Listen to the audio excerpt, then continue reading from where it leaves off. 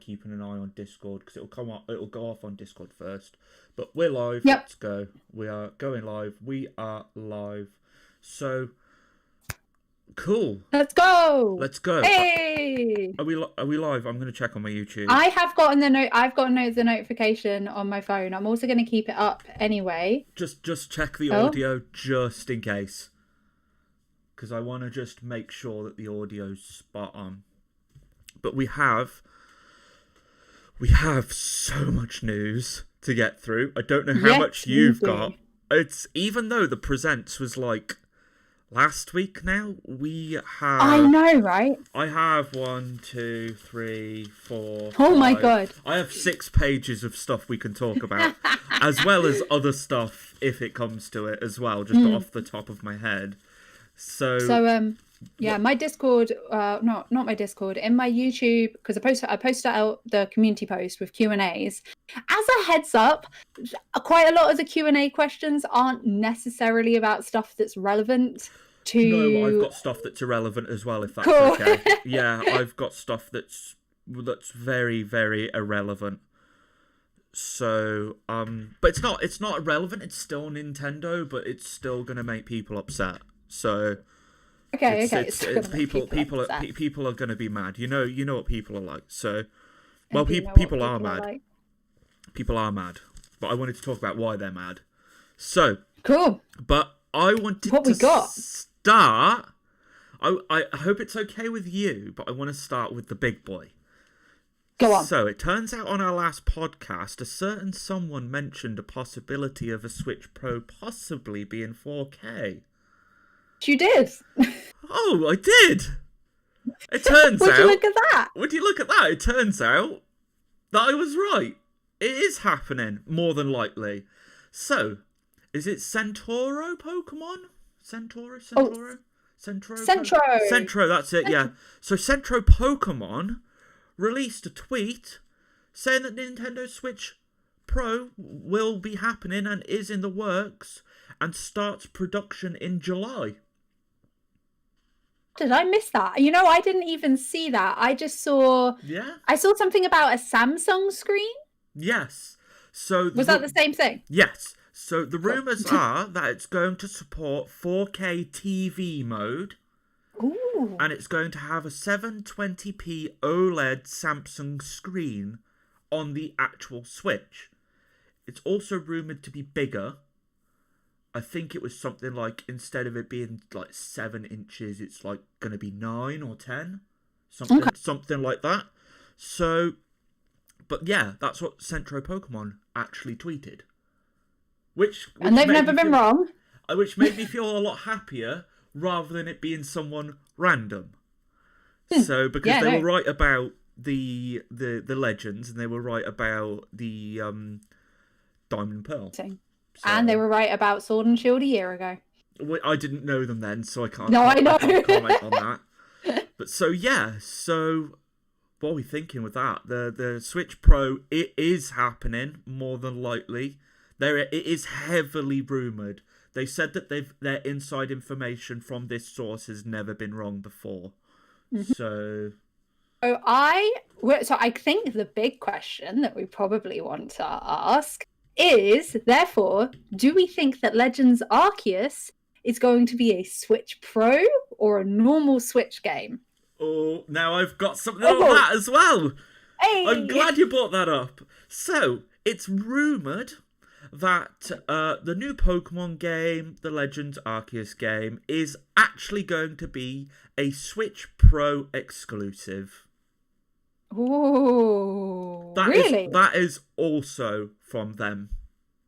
My gosh, I've not been getting my Twitter notifications from them, obviously. I've missed so much. Definitely hit the notification bell on that Twitter. Oh my god. Oh god.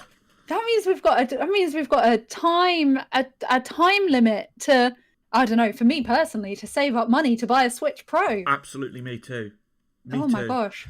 But it is only a rumour. I personally can't see how that they would, unless it's like a Wii U situation where obviously you couldn't play the Wii U games on the Wii, but you could play the Wii games on the Wii U. Unless it's that type of situation, I can't see how that would work. haven't they done that with not the latest series of Xbox? Because you had Xbox One, Yes. and then you have Xbox One X. Series S or X. That was it. X. Yeah. If I remember rightly, please correct me if I'm wrong, there were games, even though this is in the same league as each other, the Xbox One and the Xbox One X, there were games that were Xbox One X exclusive. Yes. Or so I wouldn't put it past them to create a new console and make things pro exclusive. Yeah. Well, the one thing that I'm more about with this is I actually think that they obviously want this game to be good, and maybe the Switch, as it stands, isn't powerful enough for what they want. That's what I'm thinking. I hope so. I don't know. I feel a bit confused. I don't know, because like as it is right now, right?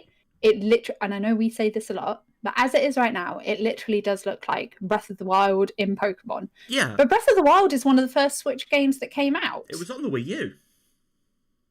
Was it? Oh my god, it was, wasn't it? Yeah, I forgot about that. It was on the Wii U. So it's not like... So I feel like it's not like the Switch doesn't already have these capabilities.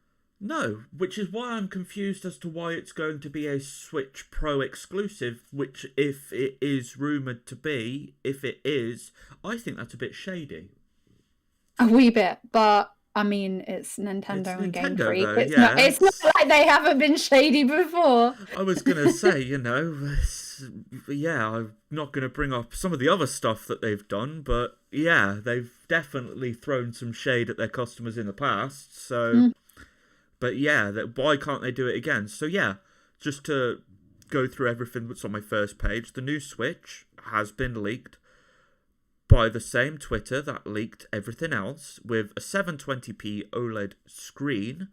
The production starts July. Is it just for home? I've got wrote down. Do you reckon it'll just be a home console? Because they did say that it supports 4K TV mode. So does that mean it won't? But why would it have a screen if it only supports home mode? Yeah, right. I can't help but feel like, because they've specifically said home mode, that it will be something like the Switch that we can pick up and go. Plus, you cannot deny that Nintendo's most popular consoles, just based on their sales, have always been ones that are that you can genuinely just go out and about with. Yeah. So we got... Think about it like this, which I brought up last time. Think about it like this. We have a potential 4K portable console. Won't be 4K. It won't be 4K. It won't be 4K in handheld mode, but it's something you could slip into its dock and then it will turn 4K.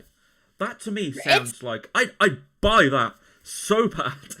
No, it's banging, man. Yeah. Like, woo! I'd definitely buy it. Yeah, absolutely. Yeah, the only downside is I don't think I currently have a TV that supports 4K.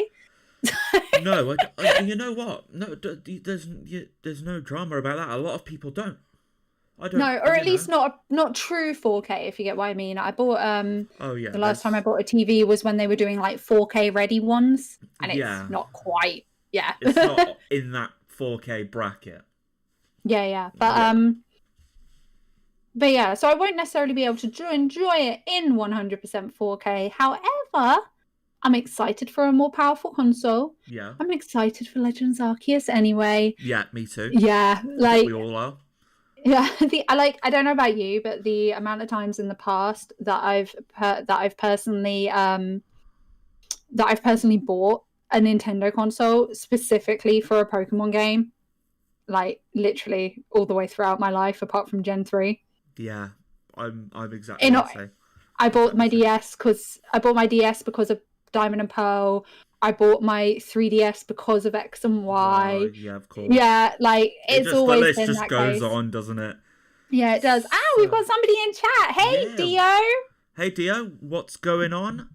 Dio's one of my my subscribers, followers, etc. Well, welcome to the stream. Thank you for joining us. He also has a YouTube channel. If anybody, also has a YouTube channel. Please go over and subscribe to him. Definitely support. I think he hit 600 the other day. I want to say. Oh, congratulations, man! That is a sick number. That's really it's catching up. It's catching up. I know, right? Awesome. Anyway. But yeah, sorry. No. That's why I'm dropping into chat. Absolutely. We want to, if anyone who does drop into chat, please do drop some questions or comments and a like. That would be really, really helpful. That'd be really awesome. That would also be really helpful. Yeah. That would be good. So yeah. So overall, if this new 4K Switch had 4K home mode, 720p display mode, which I'm pretty sure that's what the Switch has already got. You lost 2 subs? That sucks, man. Oh no. Oh, hopefully we'll get them back. Yeah, hopefully our viewers go to you and so we can all subscribe to each other. Yeah, definitely. Got to support the community. Absolutely. But yeah, so you would buy it. Would you buy it if it was on the normal Switch? Would you still buy the new home console, the new 4K Switch? I don't know.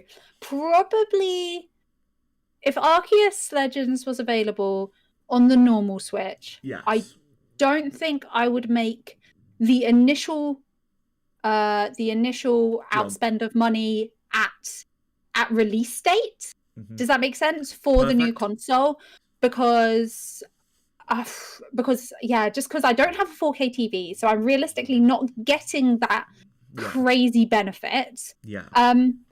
And I also like to wait for in general upon new releases, just because finances. I do very often like to wait. I do very often like to wait for stuff to like settle and calm down, especially because like. I don't know whether you find this as well, Jerry. I'm sure you do.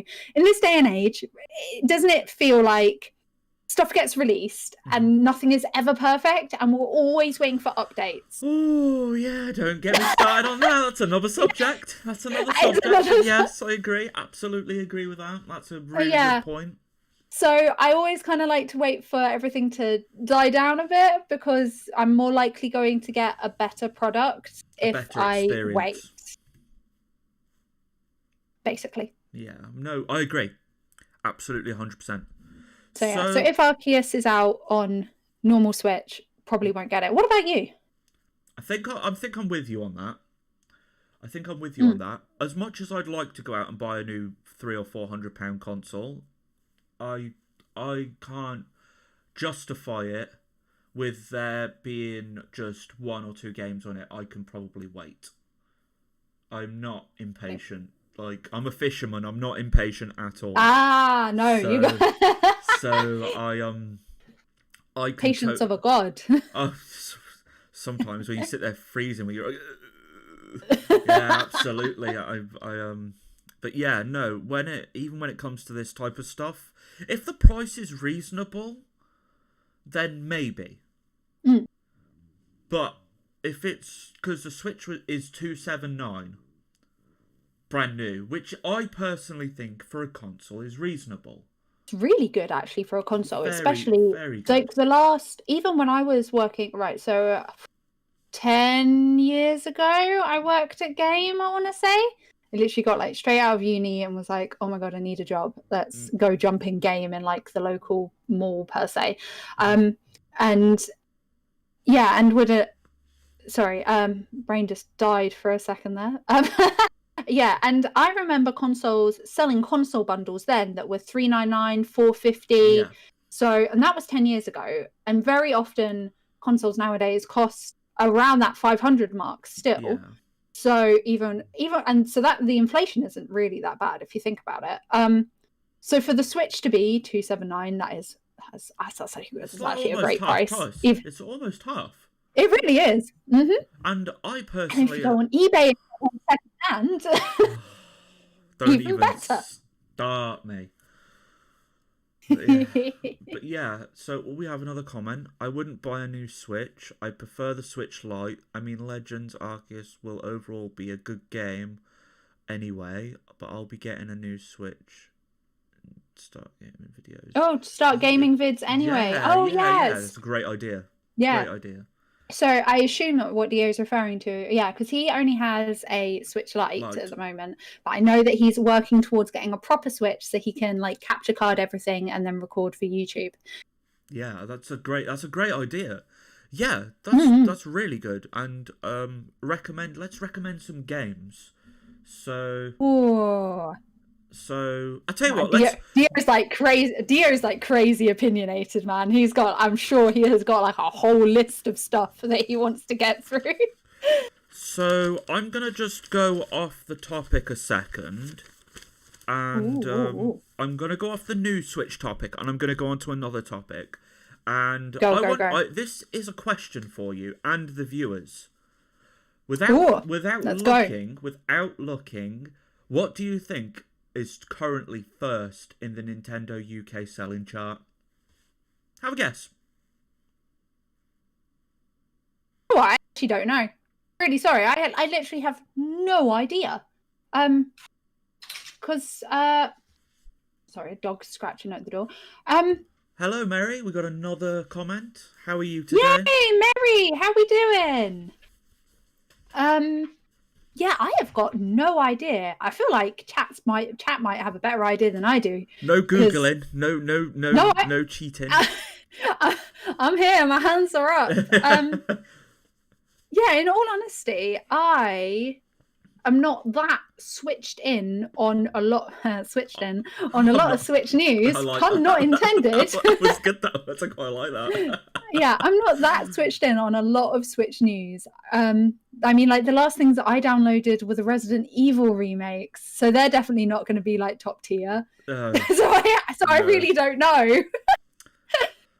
Okay, so do you want me to tell you? Yeah, go. Okay, so number 1 on the Switch UK chart currently is Super Mario 3D World. Oh, that makes a lot of sense. Yeah? Yeah, well, I know that it's a really popular game, and I've heard people talk a lot about it. I have personally not played it. Have you? It's good. It's really good. Yeah. So it's just been currently re-released with DLC as a Switch game, because it was originally on the Wii U. And it's got something called Bowser's Fury with it now, which is like an expansion. Yes, I've seen the adverts about that. Yeah. Yes. So that's number 1. Where's Pokemon? What? Sword and Shields on the Yes. Sword and Shield. I mean, it's been out for ages. Surely it's not. But I guess they did have the DLCs. Week. Yeah, they've had Pokemon Week, the DLCs. Is it in the top 10? Yes. No. Just about. So like 9 then. It's 9.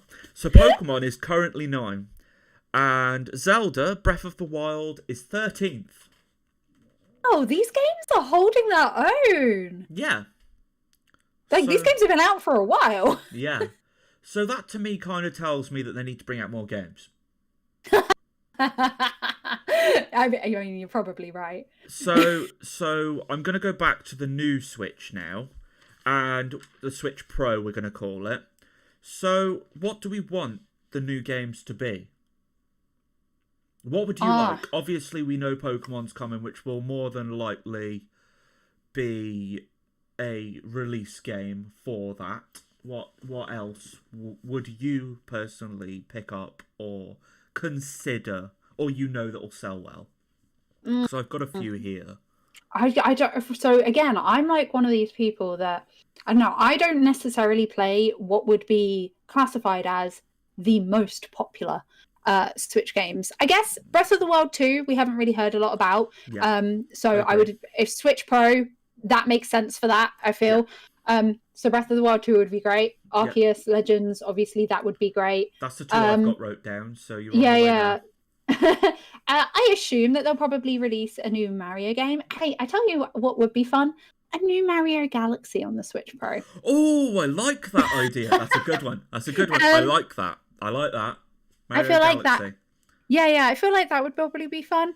Yes. In general, me and my partner use the Switch for games that you wouldn't normally consider very Switch games, like the Resident Evil remakes. We played Dark Souls on it, stuff like that. And these aren't very Switchy games. Yeah, So that's cool. I'm not sure that I'm the best.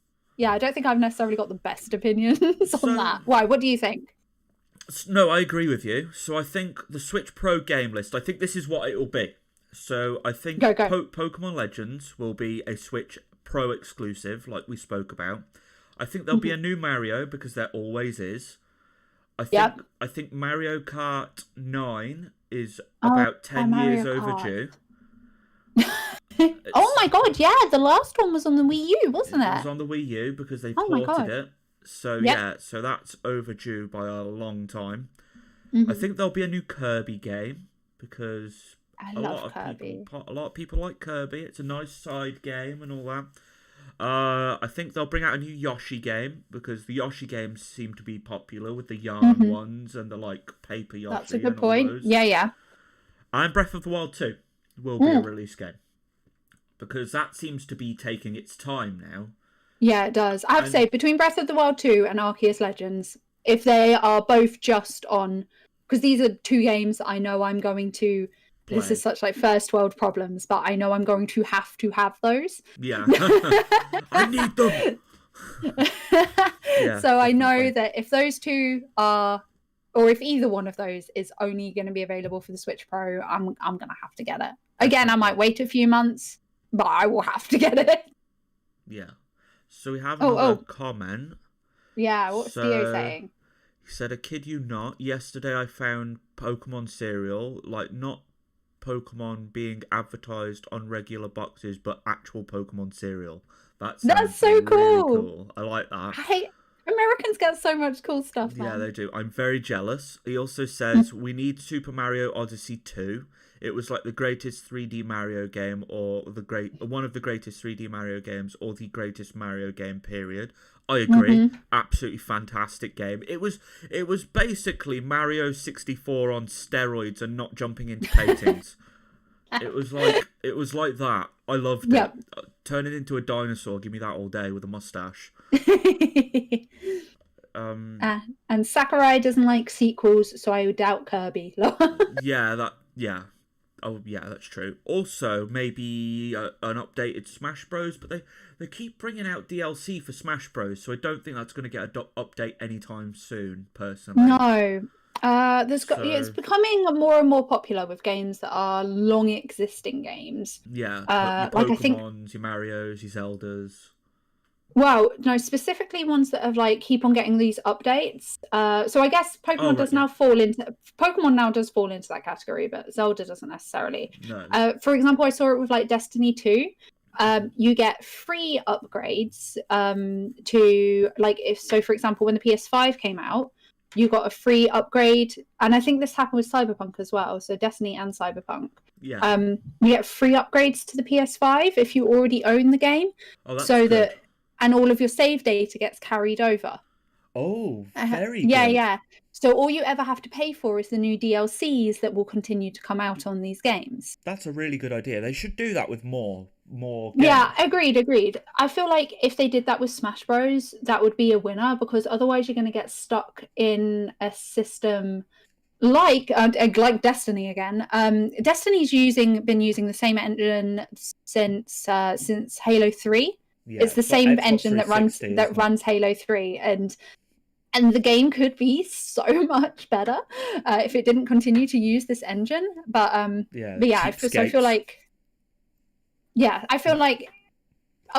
free upgrades to consoles, providing that you buy a DLC or something like that, would be good marketing. Yeah, no, I absolutely agree. So, honestly, this is the last thing I'm going to mention about the Switch Pro. But go. There's rumours that it's going to be cross-platform. I've seen somewhere. Go on.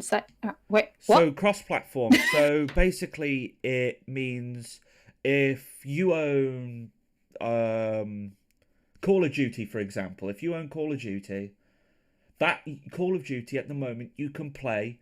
If you own it on PS4, you can play against someone who owns it on Xbox. Yeah, I get that. Destiny is literally working on becoming crossplay for console, Xbox, and PC right now. Yes. It's just we've not seen. The reason I was like, wait, what? Is because we haven't seen a console as a full automatically come out and say that yet. We've been waiting game title by game title. So for the rumor to be potentially a console thing, full stop, every game that gets released on this will be crossplay. Mm-hmm. That's pretty big. Yeah.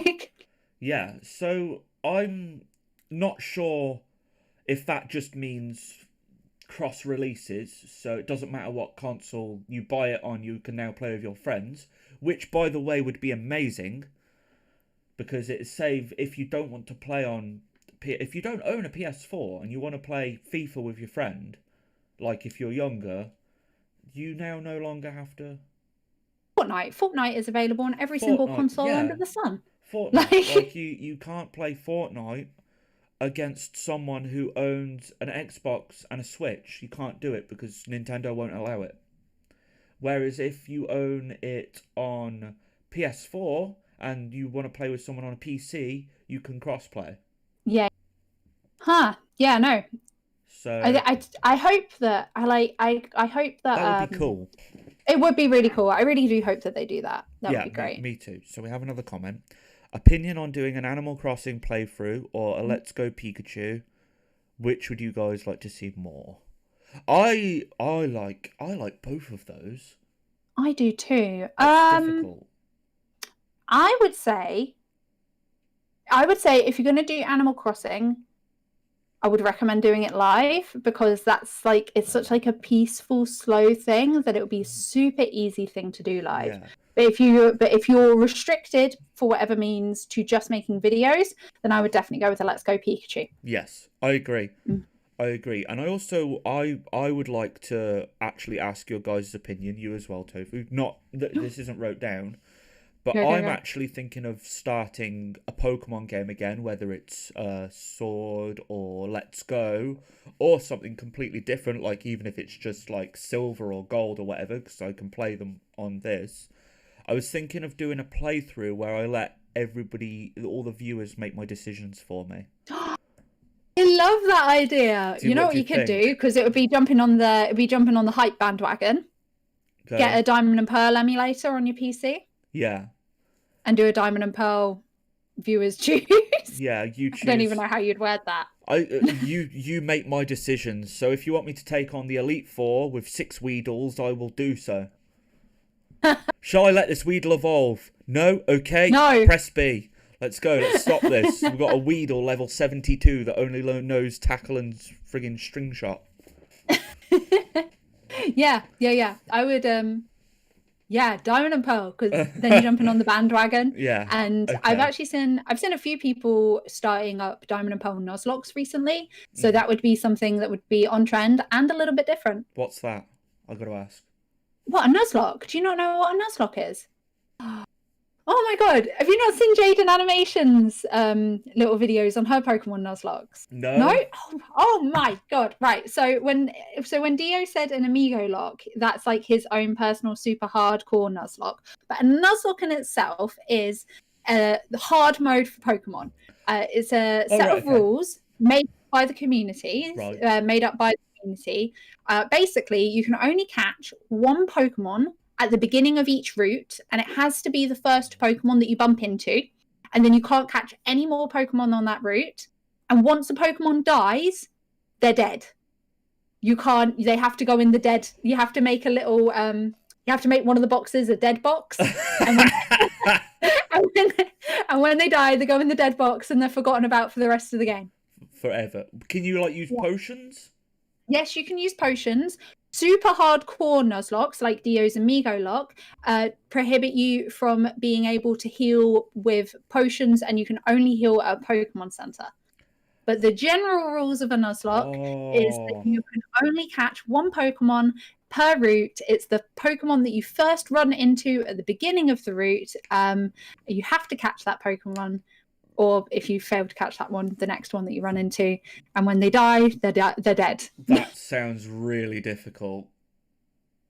I like that. I might try that. It's fun. Yeah, you should look up some rule sets. There are different rule sets. I might do but those are the real. Yeah, do that. But those are the basic rules. That sounds really difficult. I'm not gonna lie, it sounds really hard. I would recommend in your spare time just go and check out. Do you know who Jaden Animations is? No, I don't, but I can check them out. Yeah, Jaden. I'll send you the link afterwards. Okay. They're an animation YouTuber, but they've been animating their Nuzlocke. Okay. Yeah, and it's very fun to watch, and it will give you a great idea of how it works. Okay, sweet. I'm just ripping up the stuff that I've already spoke about, just to make sure that I. Dio says Magikarp uses Splash. It's a one-hit KO. That would never happen to me. I would be the one that I could use all of its PP and I still wouldn't get one hit. And then I'd be using Struggle. I'd probably be dead by then, but... Amazing. Okay, so, okay. Snacks. I'm just having a look at what I want to talk about so much. What we got? So we're going to go back to Pokemon. Oh, do you want to go on to Pokemon later? Because I'll tell you what, I'll talk about the Nintendo chart, so Breath of the Wild being 13th. But yeah, so Zelda fans are very, very angry at the moment. I'm not in the Zelda community, despite the fact that I really love Breath of the Wild. So do indulge. What's happening? Yeah, so Zelda fans are mad. Really mad. Mad to the point where they're throwing their toys out of the pram and really, really, really, really annoyed at Pokemon fans because they're getting lots and lots and lots, and Zelda's getting nothing. Apparently. Is it Zelda's birthday this year as well? It is, isn't it? It is, yes. So what year is it? I believe it's Zelda's 35th anniversary this year. 35th? Yes. Holy mother of God. Yeah, you didn't know that, did you? No, they're so old. No, nobody else knew either, apart from the Zelda fans. But they're mad because they're not getting anything. So, I was in the Zelda, obviously I've got my own Zelda group, which is linked below if you want to join it. And they're mad. They're really, really upset. Because their words, they're getting nothing while crappy Pokemon is getting everything. No one likes Pokemon. It's inferior, and why are they getting loads and we're getting nothing? And No, because it's definitely not the #1 franchise of all time in the entire world, beating Disney, Marvel, and everything. Don't say that; it'll make them upset. They don't like to hear that. So basically, I was having a very, very heated conversation with somebody, and they were saying what I just said. Zelda is better than Pokemon, therefore why is Pokemon getting more? I used one word, and I didn't hear back from him. What did you use? Money. Pokemon fans are more willing to spend that $1. Yeah. So, as I'm sure you've heard... They had a Nintendo Direct recently announcing games that will be coming for the rest of the year. Skyward Sword HD got announced. Yeah. That is Didn't they say... I feel like they did mention Breath of the Wild 2, but basically said that they don't have any news right now, but just to let you know, we are thinking of you and about it. Yeah, pretty much. That's basically what they said. They said it is coming at some point. It's there, it's being made, but we don't have anything to show you that you don't already know. So, to be honest, to throw my quick opinion in there, I'd much rather have a game, I've always been like this though. I would much rather have to wait for a game, be told, heads up, we are thinking about it, we haven't forgot about it, etc. Yeah. And know that I'm going to get something solid and decent at the end. Yeah. Well, then have something rushed, personally. Well, Miyamoto, one of his most famousest favourite quotes of mine is, "A bad game is a bad game forever. A good game will be remembered, but it doesn't matter how long that you take to make that game, as long as it's good. Because if it's bad, you've messed up." Do you know what I mean? So... No. He likes to take his time, God bless him. He's getting on now. So he's just making sure it's right. Oh, Dio's got to go. Dio, We'll see you soon. Thank you so much for joining us, though. Yeah, it's great to meet you, dude, and hopefully we'll see you again I'm sure we will. Every Monday. Is it every Monday? It is every Monday. Monday. He's probably got a run because he's been cheeky and actually has lessons starting at some point. Brilliant. Okay, so I'm just making sure I'm live. Yeah, I'm still live. Oh, we have another person as well that's just joined chat as Dio's disappeared. Gren in charge trainer. Hi. Hey. Nice to meet you. Yeah, welcome. Welcome. It's a pleasure. We were just Thank talking. You for joining. Yeah, absolutely. Please do feel free to ask away. We of course want to get everybody's opinion and get involved. But yeah, so going back to what I was saying, Zelda fans are not very happy because they're getting nothing apart from Skyward Sword HD, and a Breath of the Wild 2 is coming at some point, but we don't know when. They get some pretty controllers as well. Did you see that? No, I did see, yeah. Yeah, they sold out in about 2 minutes. I had it. Really? Did they all sell out? Yeah, they're gone. Oh my god! Wow, that was really. I think it took 5 minutes. If I was being realistic. Oh my god! 5 minutes. That's madness. Oh, thank you for not. You said nice stream. Thank you for that. It's very nice of you. I hope your day's going well. Yeah. Yeah. So yeah, I don't know. I've always been the case of, like, for example, when Sword and Shield came out, there are loads of people that were super disappointed with many things in it. You know what? I would not have been mad if I'd have had to wait until January or February the next year, just so they could spend a few more months on fine-tuning it. Yeah, I feel like there's a big, with internet culture as it is, and because we can get so many updates and we have so much information on things, and there's kind of, you end up in these little socio-economic bubbles. Yeah. That you can kind of get trapped in. It can be very easy to become frustrated at certain things more than you previously would have been if the internet didn't exist. Yeah. And that puts a lot of pressure on the companies to get games out quicker, which results in us getting Cyberpunk, for example, where they felt the rush to get the game out quicker, and when it obviously wasn't finished. Yeah, 100% agree with what you've just said. So we've got a few more comments. How long have we been live? He's at work till 4 and he needs to be amused. We've been live for half an hour. We've only done 2 pages of subject of mine. So 1, 2, 3, 4. I've still got 5 pages left. You good? We'll be a while. Yeah, we're not going to be here till possibly 4, I don't think. But if we are, we are. Mm-hmm. And we have another comment saying, we watched the Get Graded video. What do we think about the grading companies emerging in the UK? No, that's not. And he said, sorry if this is off topic. That is not off topic. I've got that wrote down, so we will get to that. Don't worry.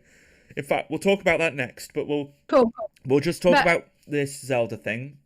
Yeah, so, as I'm not a Zelda fan, I feel like your opinion within that is probably a bit more not valid. But do you get what I mean? No, yeah. So I've got to say I kind of see their frustration, even though my comment was money. I do see their frustration because they aren't getting anything for a 35th anniversary. Like Mario got the triple game that had the Galaxy, the Mario 64, and what was the other one? And wasn't it Sunshine? Sunshine. So yeah, so they got that for the 35th anniversary. But people were saying, why did Mario get that triple game Switch release while Zelda's not getting anything? Maybe something that everybody needs to bear in mind is that while all of these games are obviously under the Nintendo platform, none of these games are made by the same group of people. No. And each director is going to have their own different way of doing things. Yeah. So you can't really realistically judge, if I was making a video, and I would never judge Pokemon to the same standards that I hold Mario to, because it doesn't make sense, because the directors are 2 completely different people. So I totally get the bitterness. However, I don't really think that there's what's the word I'm looking for? A realistic comparison happening. Makes sense? Yeah, no, I agree. It's like comparing, say, for example, The Witcher to Cyberpunk. It's, it's the same company, but probably made by different people in different times under different circumstances. I mean, obviously, we don't want to get copyright claimed or anything at the moment, but there is a certain thing that is in the planet that is delaying a lot of things. So... as a heads up, you won't get copyrighted or whatnot for saying anything to do with, I'm going to throw the word out there, the pandemic. Yeah. When you're monetized, you might have your monetization limited if you mention it too much or if you make a video specifically around it. Right. Every video that I've released so far where I've just casually said something about it, nothing's happened to it. All right, okay. So yeah, so it is, either way, it doesn't matter. It is a problem. It's there. And it's delaying a lot of things. Movies have been delayed, you're not allowed to go anywhere. Freaking nightmare. Pardon? Pokemon TCG is a freaking nightmare. Yeah, we can't get hold of any cards, at all. They basically are non-existent at the moment. Yep. So yeah, it's difficult. So maybe Zelda had plans to release certain things, but now just can't. So... I mean, everybody's working. I remember, I don't know if anybody follows them, Ninja Theory, who made the Senua game. Yeah, I like the DMC game they made. I'm one of them. I have been following Ninja Theory ever since they first made Heavenly Sword on the which was one of the first ever PS3 games. It was a PS3 launch title game. Yeah. I saw them. I fell in love with their concept artist at the time. Unfortunately, he's now left the company, but they have been very, very open in the difficulties of transferring to a make-at-home studio and what everybody has to do. They've been uploading vlogs on all of their individual Instagrams and stuff about the difficulties of owning a gaming company in these times. And they've been very open about the fact that something that would normally take a week to do is now taking a month to do. Yeah. Which they should be. They should be like that. They shouldn't be afraid to tell us. It's not going to make me mad just because I've turned off. Joey, I've lost you. There you are. It's not going to make me mad knowing that you're actually thinking about us going, oh, I hope they're not mad, but I'm just going to give them an update. It's not going to make me mad. I'm human as well. We all sometimes... We appreciate the candidness. Yeah. I'm sure there's a better word than that, but you get what I mean. Yeah, no, absolutely. So basically, so Zelda fans are mad. And they're mad because they got nothing for their 35th anniversary, but I think it's a lot to do with the pandemic, and I think it's also a lot to do with the fact that a lot of people have said the 35th anniversary isn't classed as a big anniversary. 25th is, 35th isn't. Well, no, personally, anything with a 5 in it, I wouldn't personally count as a big anniversary. I'm not so sure as to why Pokemon's been going crazy with the 25th. I appreciate it, don't get me wrong. I love new Pokemon content. Yeah. But I would have, why not? I don't know. Maybe that's just me. I expect anniversaries, 20-year anniversaries, 30-year anniversaries. Yeah, but the jumping in every 5 years as well, I feel like it makes I feel like because we've had stuff this year, it potentially a minor worry was if they were to release a proper Generations set for the 25th, it makes Generations from the 20th a little bit less special. Yeah, no, I agree. So I mean, again, I totally agree with you. Yeah, absolutely. But I do think it's money.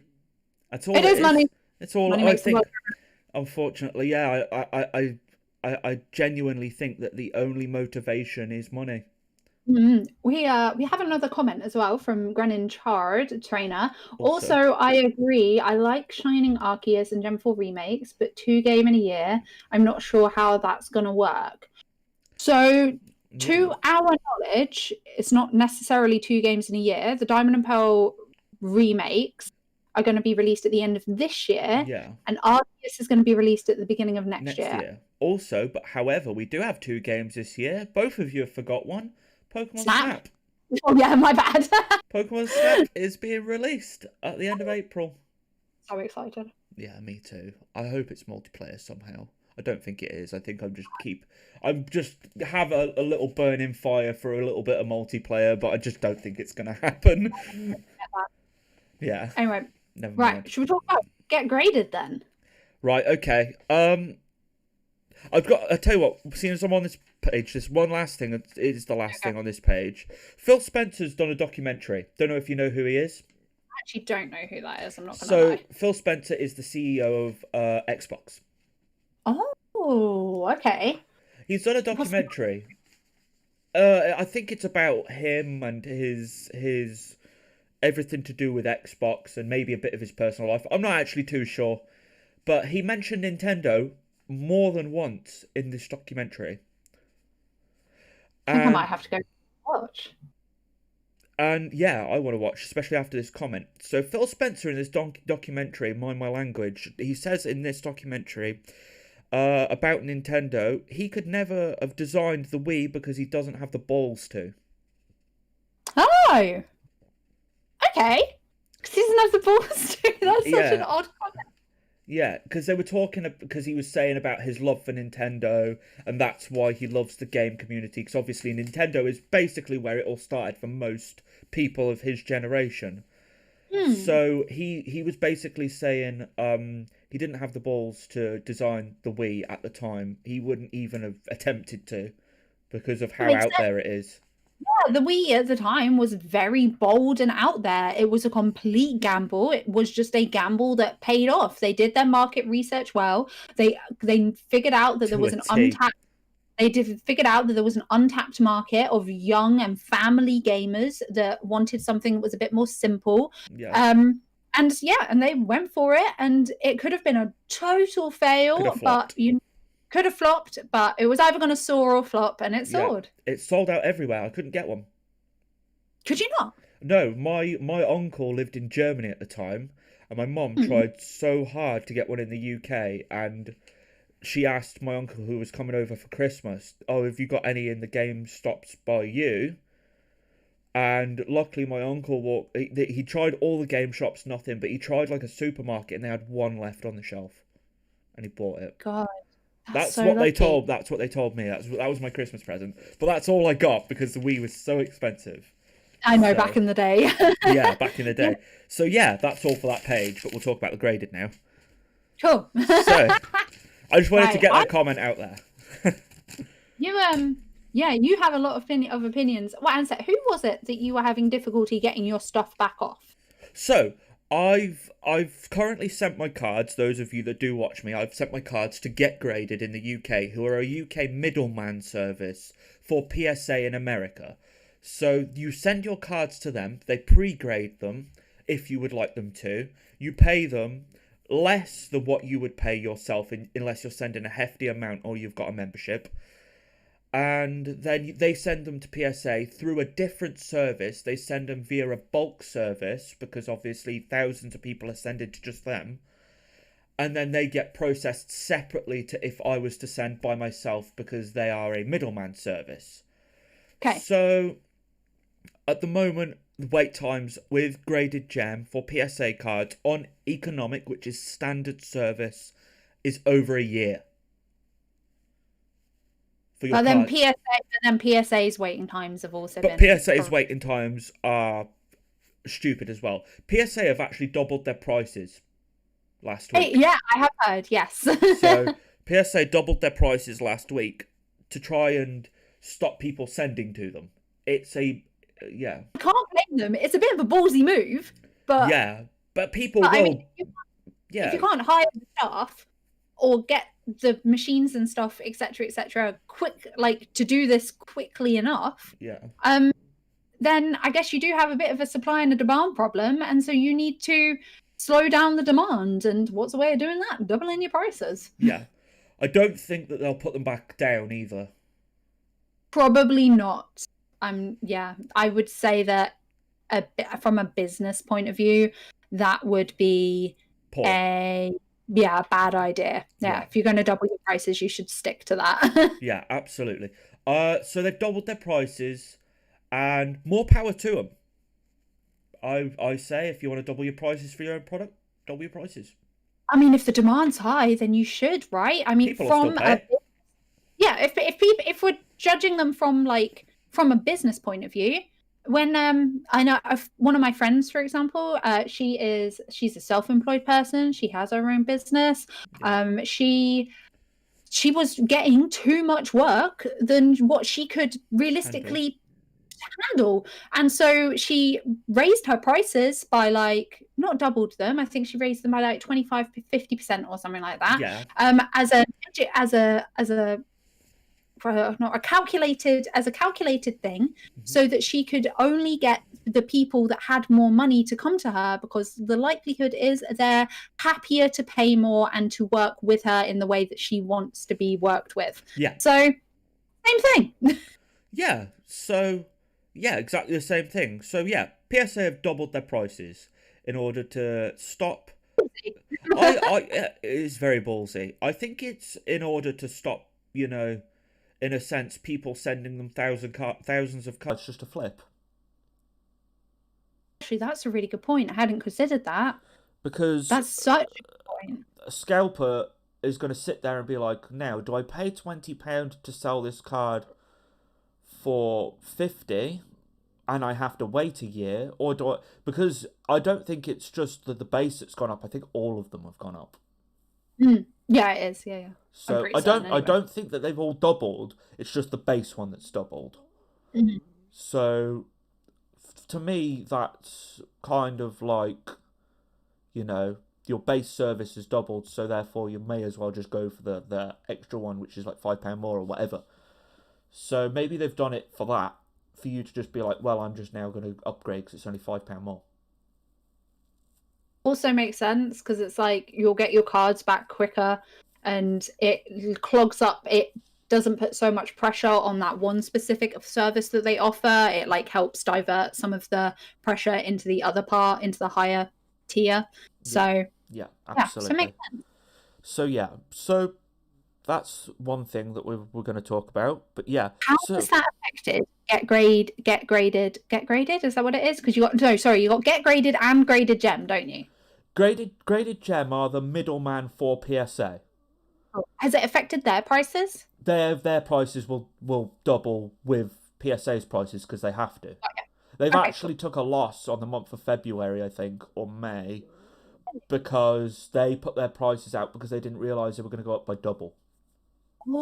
Oh, wow, okay. So their prices were still I don't know whether you know, but it's £10 a card. It's $10.99 a card or $11.99 a card or whatever. So they took all the cards in, and then PSA doubled their price. Obviously, this is before they send out that bulk, so February ran out of loss, which is a bit shoddy, but hey-ho, it's the risks of being a business, isn't it? I'm pretty sure Graded Gem took the loss.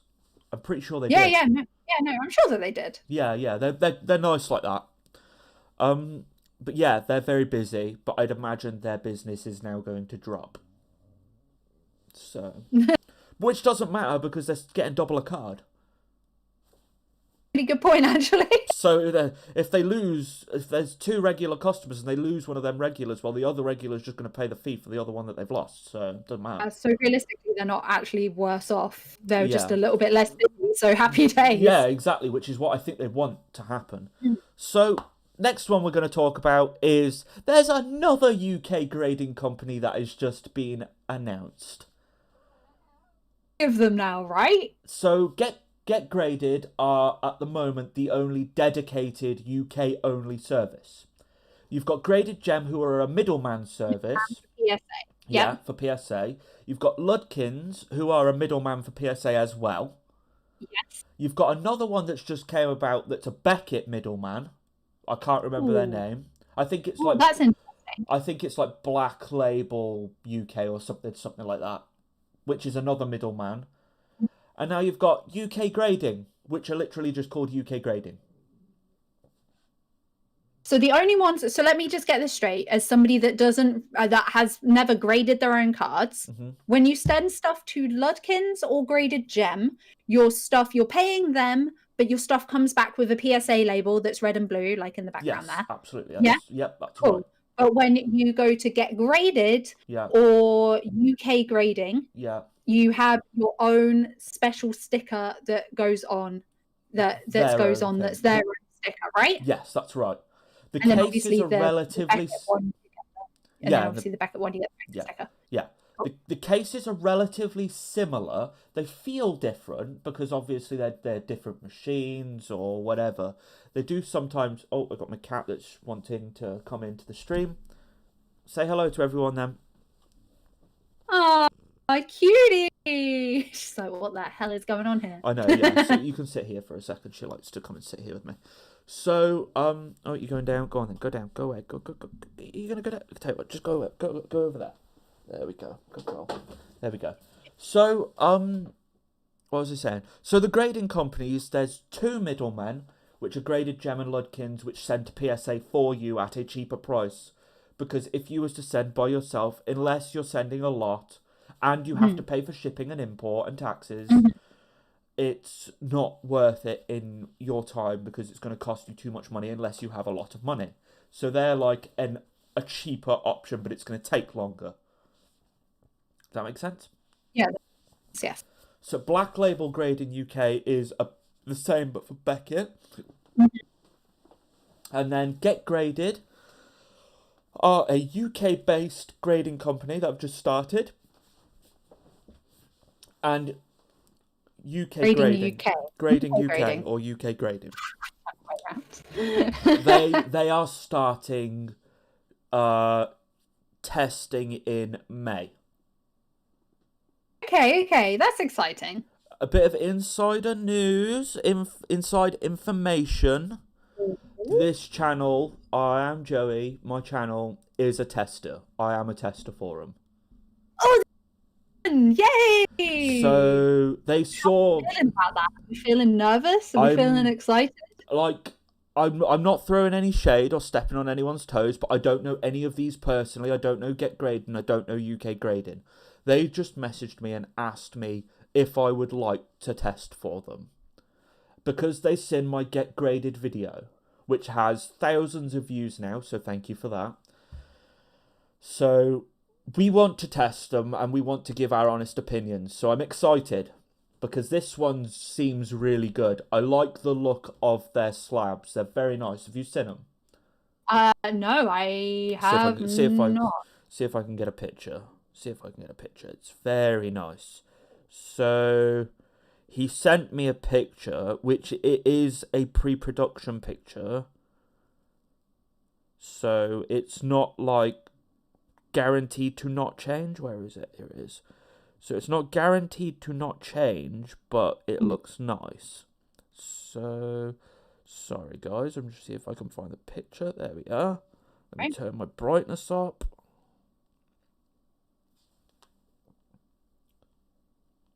Oh, all right. No, that does look nice. Hang on, let me try and focus. Come on, camera, you can do it. I believe in you. Oh, fish, that looks fancy. All right. Looks nice, doesn't it? So, yeah, it does look nice. Yeah. So they're a thing. We're going to be having those on this channel. So we're going to be some of the first ones. So that's exciting. Yeah. But we obviously we're going to be 100% honest, which is kind of the point. So we're going to see what they feel like and what they look like, and yeah. So yeah, so that's about another UK grading company. That's that one, which is, I think he said May they're sending those out. So that should be exciting. Yeah, so that's good. Any thoughts on that? See, no, not really. I'm not, like I said, I don't really collect PSA cards or anything like that. I've literally never sent anything off to PSA. However, I can see a PSA in the background. Those were both birthday presents. Oh, okay. So my only 2 PSA cards. We have got a Delta Species Meganium. Oh, I love that. 10, and we've got a Japanese first edition base set. Yeah, expedition base set. Who I think she's a 9. Yeah, she's a 9 Meganium. They're beautiful cards. Yeah, they are. Those, so and they were birthday presents. So I've never had the experience of PSA. However, I know a lot of people that do obviously grade their cards and have had experiences. I do know I was looking into it, I don't know, maybe about 2 or 3 years ago, and it was an actual nightmare to even consider the loops and the loops that I would have to jump through to be able to get a PSA card come back to me and feel like safe about it in the UK. Yeah, which is where Graded Gem come in and Ludkins. Which is obviously where Graded Gem come in. I think that if I remember rightly, they followed me on Instagram, and that's what made me look into it initially. Yeah. And when they were just starting up, so or at least when they didn't have that many followers on Instagram. Yeah. So they have a lot now. They're busy people. But they're busy people. So I'm glad that the UK's got options. To be honest with you, Hopefully. I'm glad. I'm glad that we have plenty of middlemen. I'm glad that we've got somebody that sends to Beckett. I'm glad that we've got two that are trying to like figure out whether they can have their own. Like, if there's a market for it, then there should be. Yeah, if there's a market for it, then there should be the suppliers to meet the demand. And so the more the merrier, basically. Absolutely. Providing that everybody's doing a decent job. Yes. Well, this is the thing. They need to do it properly. Yes. You can't just have, Steve, who works at Tesco's, come and grade your very expensive Charizard. Don't think that'll work. No, because at the end of the day, also people want to. At the end of the day, people are collecting these PSA cards, or whatever symbol they so happen to have on them. They're doing that so that they can have that preserved as is, and potentially end up selling it in 20 years, 50 years, whatnot. And keeping it pristine for when they inevitably probably want to do that at some point. They're nice things to have. You want it to be proper. So as long as everybody's doing a good job, happy days. Yeah. Hopefully, I've got so many cards to send off that it's not even necessarily that I want it to get a 10 because I want to sell it for $6,000 or whatever. I just want my cards to look cool like this. I think these just look cool. Do you know them too? Yeah. It's easy. I also like knowing. They're a lot easier to display. That's true.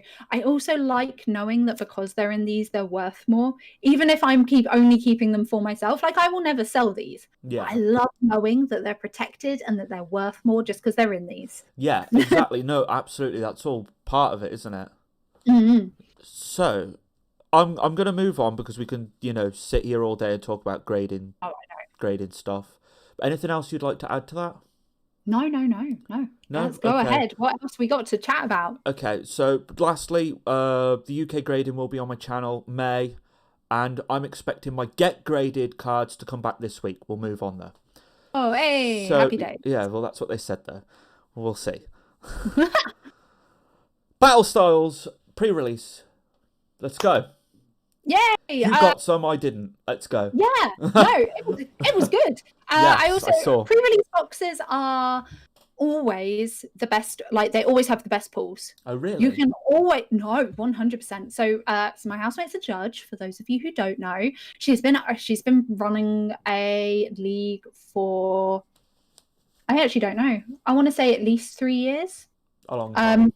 Yeah, so she's been during this time she's a big TCG fan. She always likes to get these things. So Pokemon cards are printed in waves. Okay, we all know this. The first wave will always have the best pulls, and that first wave is always, unless it's a set like Hidden Fates, Shining Fates, etc. That first wave is always pre-release boxes. Yeah, they always have the best pulls. You are more than likely, you get 4 cards in a single box. You are at least going to get 1 white code card, but the general rule of thumb that we found is that you will always get at least a V card or GX card back in the day in each thing. Yeah. When you go to one of these pre-release events, I used to, when before COVID, I used to vlog my pre-release events at my local league. Oh, that's a good idea. Yeah, no, it was loads of fun, and the kids always really enjoyed being on camera and stuff, and they felt it was always so sweet. I actually really miss them. But they, like, you just be sitting there. This person's got a gold card. This person's got a gold card. This person's got a full art card. Sounds like great fun.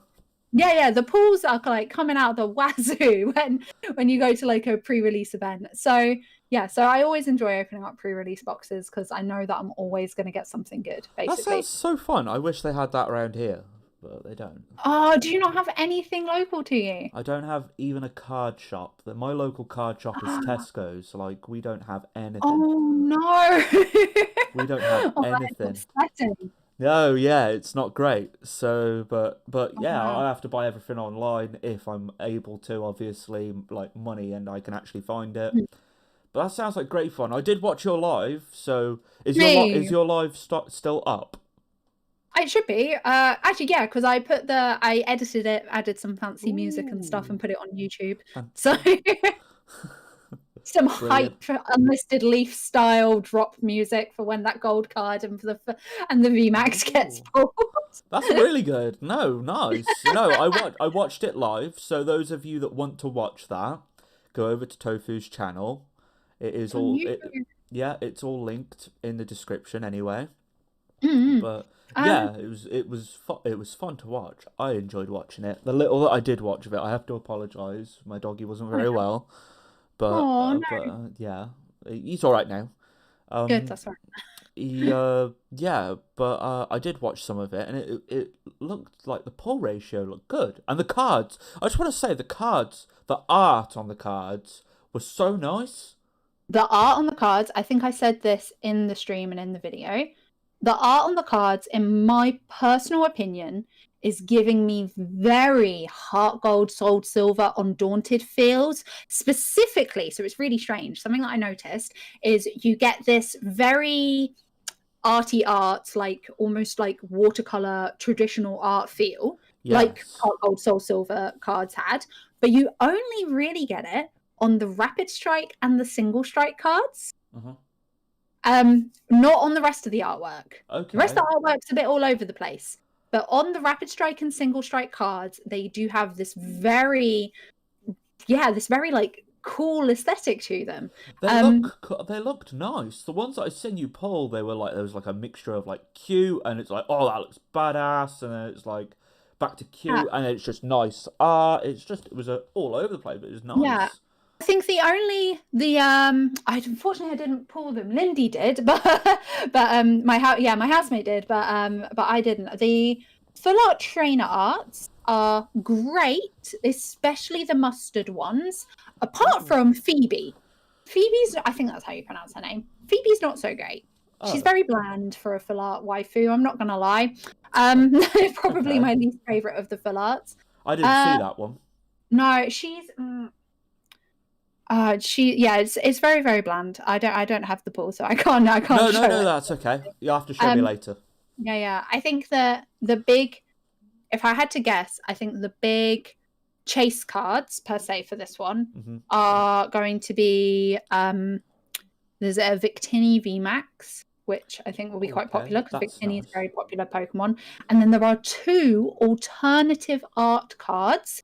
One for a Single Strike Tyranitar V, and one for the what was the Rapid Strike one? Oh, fudge monkeys! I've completely and utterly forgot what the Rapid Strike one is. Either way, 2 alternative arts, and they're always very popular. People love old arts. They're very, very cute, like very Tyranitar sitting underneath a tree enjoying a picnic. Oh, that's so cute. So cute. I think that those are going to be like the things that everybody's after, personally. I don't know what they look like, but that sounds really cute and I want one. Yeah, I think that I'm glad, more than anything though, right? I'm just glad that that people have been able to get a hold of Battle Styles. I haven't heard anybody say that they really want it. Do you know what I mean? And it's still in stock in some places. Yeah. I haven't heard anybody say they really want it either, but I'm glad that it's here. I'm glad that people have got it in stock. I'm more because the because I know the kids from my league have obviously, that I haven't been able to see in like the past year. I know that they have been really sad that they haven't been able to get hold of as many cards as they have been as normal recently, because that's like that's what they used to do every weekend. They would come down on Saturday. We'd all play against each other. They'd buy a pack, like 3 packs while they were there. It was like a nice thing. And then obviously COVID hit. We had to stop doing that. And then November hit, and stock has just been near impossible to find. So I'm really happy that they, more than anything, they got the opportunity to buy Pokemon cards, because kids don't necessarily realistically care exactly which set it is. Yeah, they just want to be able to open the cards and get something shiny. Yeah. So I'm actually kind of still like that now. I'm like, oh, shiny thing. Yeah, exactly. So, which is why I got Battle Styles. I may not be entirely pumped for the entire set, but I really did enjoy. But I always enjoy opening up pre-release boxes, because you've got the highest pull rates, and it's just a joy to get some shiny cardboard, really. Yeah, absolutely. Especially in the current climate. Okay. No problem. Thank you for coming. Yeah, thank you for joining us. It was nice to meet you. Yeah, nice to meet you. I don't know whether they were your follower or not. I don't personally. No. I haven't seen them before, but I appreciate them coming. So that was nice. 100%. But yeah, so have you noticed these sets going? I haven't wrote this down either. I've still got 3 pages left yet. But have you noticed that these sets have come and gone? Vivid Vault was a new set literally a few months ago. Well, pre-releases happen every 3 months of the main set in the UK. So I think it has been about 3 months since Vivid Voltage came and went. The only difference is that we don't feel like we've had our fill of Vivid Voltage, because nobody's been able to get a hold of the goddamn cards. That's true. Also, we've had Shining Fates. Yes, we had. That literally feels like it's been here for 2.5 seconds. Yep. Well, I guess it kind of has been, hasn't it? It's only been around for, 2 weeks? Maybe 3 at a max? Yeah. Less than a month. So, why are we getting this new set already? Because Shining Fates... So, okay. Oh, God, here we go. Have... Tofu knows. So you have your main sets that come out every 3 months. Those are your Battle Styles. Those are your Vivid. Yeah, those are your Vivid Voltage. What was it before then? Darkness Ablaze, Rebel Clash, and Rebel Clash. Bless you. Bless you. Thank you. Those have been our standard sets. Yeah. In between those, normally once to twice a year, you also get special sets. That have been, So the first special set, and these are normally ones that, it used to be just you would definitely get a holo in every pack. So Dragon Majesty was a special set. Oh yeah, I remember that. Back in the day. Yeah, I know, right? I loved Dragon Majesty. I can't really remember what. Oh, there is one after that. Then there was one after that, and then Hidden Fates came out, and it was with Hidden Fates. So I feel like we've had more special sets, because I think it used to be a once a year deal, but since Hidden Fates came out, it's Shining Legends. That was it. I love Shining Legends. Oh my God!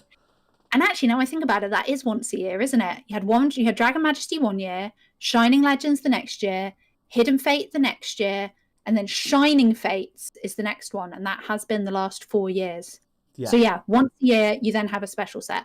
Whenever the special set comes out, it can feel a little bit like bam, bam, bam. Yeah. That just so happens to have been what's been the case recently. I was going to say, because we've literally had Vivid Vault, Darkness Ablaze, Rebel Clash, and they all literally felt like they were 1 week after another. No, but there were 3 months in between Darkness Ablaze and Vivid Voltage, I promise you, yeah. It's weird, because I was opening a mystery box not too long ago, and it had Vivid Voltage, Darkness Ablaze, Rebel Clash, and I think that's all it had in it. Yeah, but Rebel Clash, as of Thingamabobby coming out, Single Strike, Rapid Strike, Battle Styles. So Battle Styles coming out. Rebel Clash is nearly a year old. Oh, really? Yeah. But oh my God. I don't know about everybody else. I know that everybody that I've said this to so far, this year has flown by. All felt really sluggish. It's been like a total, some moments within the past year, because of how weird the world has been, it's either felt like 1 week you can feel like it's dragging out like crazy, and then the next 4 weeks fly by and you don't know what happened. Absolutely agree with that. It's absolutely mental because I literally, like, I just moved here in October. This is where I'm originally from, because I used to live in Birmingham. So I literally feel like I was sitting in my old flat 2 weeks ago, and I've been here for like 2 weeks, but it's been like, I've been here since October. So it's been ages. You've actually been here then. So you've been here since. So you've been where you are since Logan Paul and since Vivid Voltage, pretty much. That was your your rough moving date. Vivid Voltage and Logan Paul. Mental, crazy. Mm-hmm. Okay, so have you got anything else to add on to the battle styles apart from we really like the set, and I can't wait to get hold of some. I do, more than anything, even if I'm not necessarily the biggest fan of the set, I'm just so glad that there is cards that are available to open. Yeah, like I could go on to, say, for example, Chaos cards right now and go and buy a booster box, no problem. Exactly. Actually, you can't. They're all sold out. I checked last night. Oh, last time I looked, they were still there. That is rude. That is rude. I literally checked last night. So. Okay, right. But yeah. But bear in mind, the set's not even out yet. Their pre-orders are all booked up. Yeah. When they get the sets, they will inevitably get more than their pre-orders. And so in a couple of weeks, we'll all be able to open TCG products like, hopefully nothing happened. Yeah. Oh, I'm so excited. In a few weeks, another bit of insider YouTuber information for this channel. I'm going to be opening a Vivid Voltage booster box in a few weeks. So. Oh, I'm so jealous. Did you pre-order off Wizard's Robe? No, actually. Oh yeah, Dan can get me one as well. No, I think so. Cosmic Collectibles. Oh, them. Yeah. My girlfriend went to uni with the owner. They lived together. Fudge monkey. No way. They were together. They were housemates. Yeah, that's right. They're best friends. They're best friends still to this day. They're moving down. They're moving down the road to us. Hopefully, fingers crossed. So. Oh my god! So that's so I could just walk around. Like obviously, I know roughly where you live, and like it's quite obscure. Like so, it's so strange. Weird, isn't it? All the Poketubers need to go to like this ridiculously remote place in the UK. Yeah, so hopefully they're going to be living by me soon. So that'd be really cool. But that'd be really cool. But yeah, hopefully I can go around and just give them like 150 or whatever the booster box costs and open one. So that'd be cool. That would be really great. Yeah, so I want that to happen anyway. If not, I'll just pre-order one online off them and get one, and hopefully Dan can send me one as well so I can open two. That'd be cool. Mm-hmm.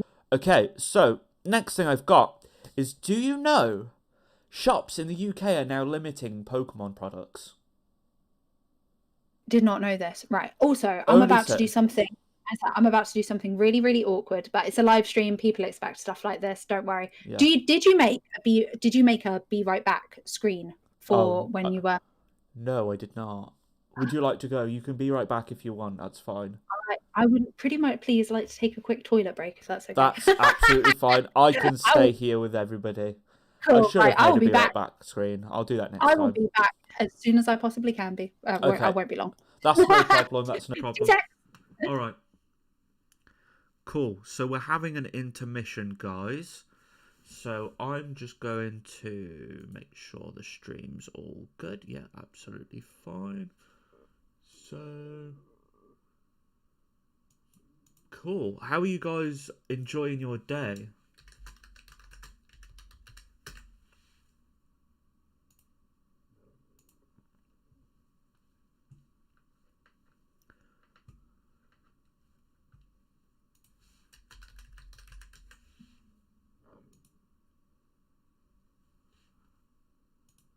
Hopefully you guys are having a good day.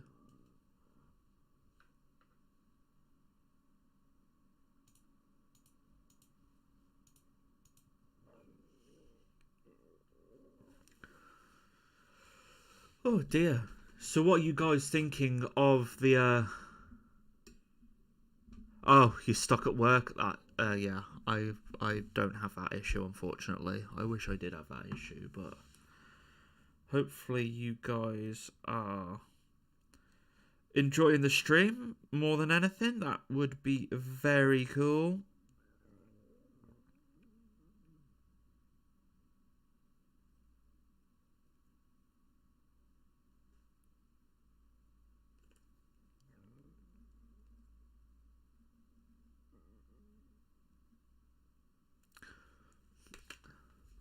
So what do you guys think of the 4K Switch? Do you think that it is going to be 4K? Do you think it's even actually going to be a thing? Or do you think they're just going to bring out a bigger one? Or an upscaled one, perhaps? What? And we're back. Sorry about that. You're back in the room. That's all right. I'm actually going to have to do the same now, if that's okay.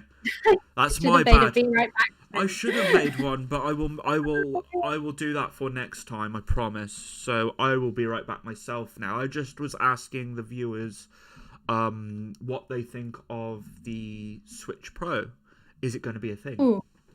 Oh, cool. Well, I can't wait to hear what they say. Absolutely. All right, we'll see you in a second. I'll see you in a second.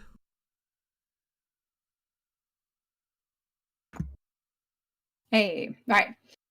Oh, what to go on about while he's gone? Well, yeah, I guess Switch Pro is pretty exciting. I'm excited for that. I would really, really love a Switch Pro. I would love, I guess, yeah.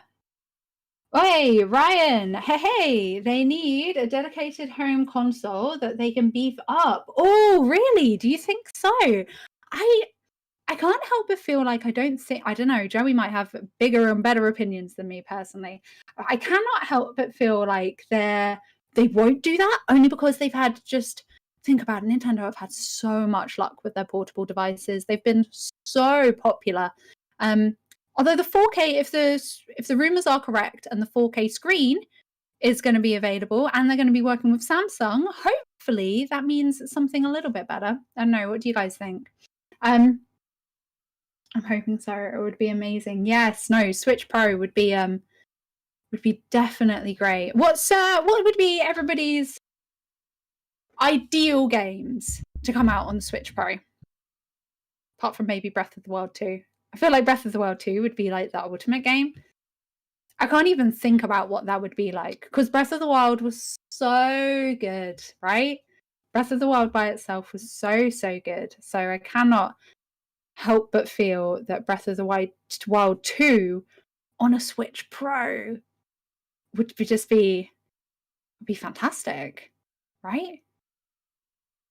Be amazing. Hey, Joey, can you hear me? I muted myself, sorry. Oh, you know.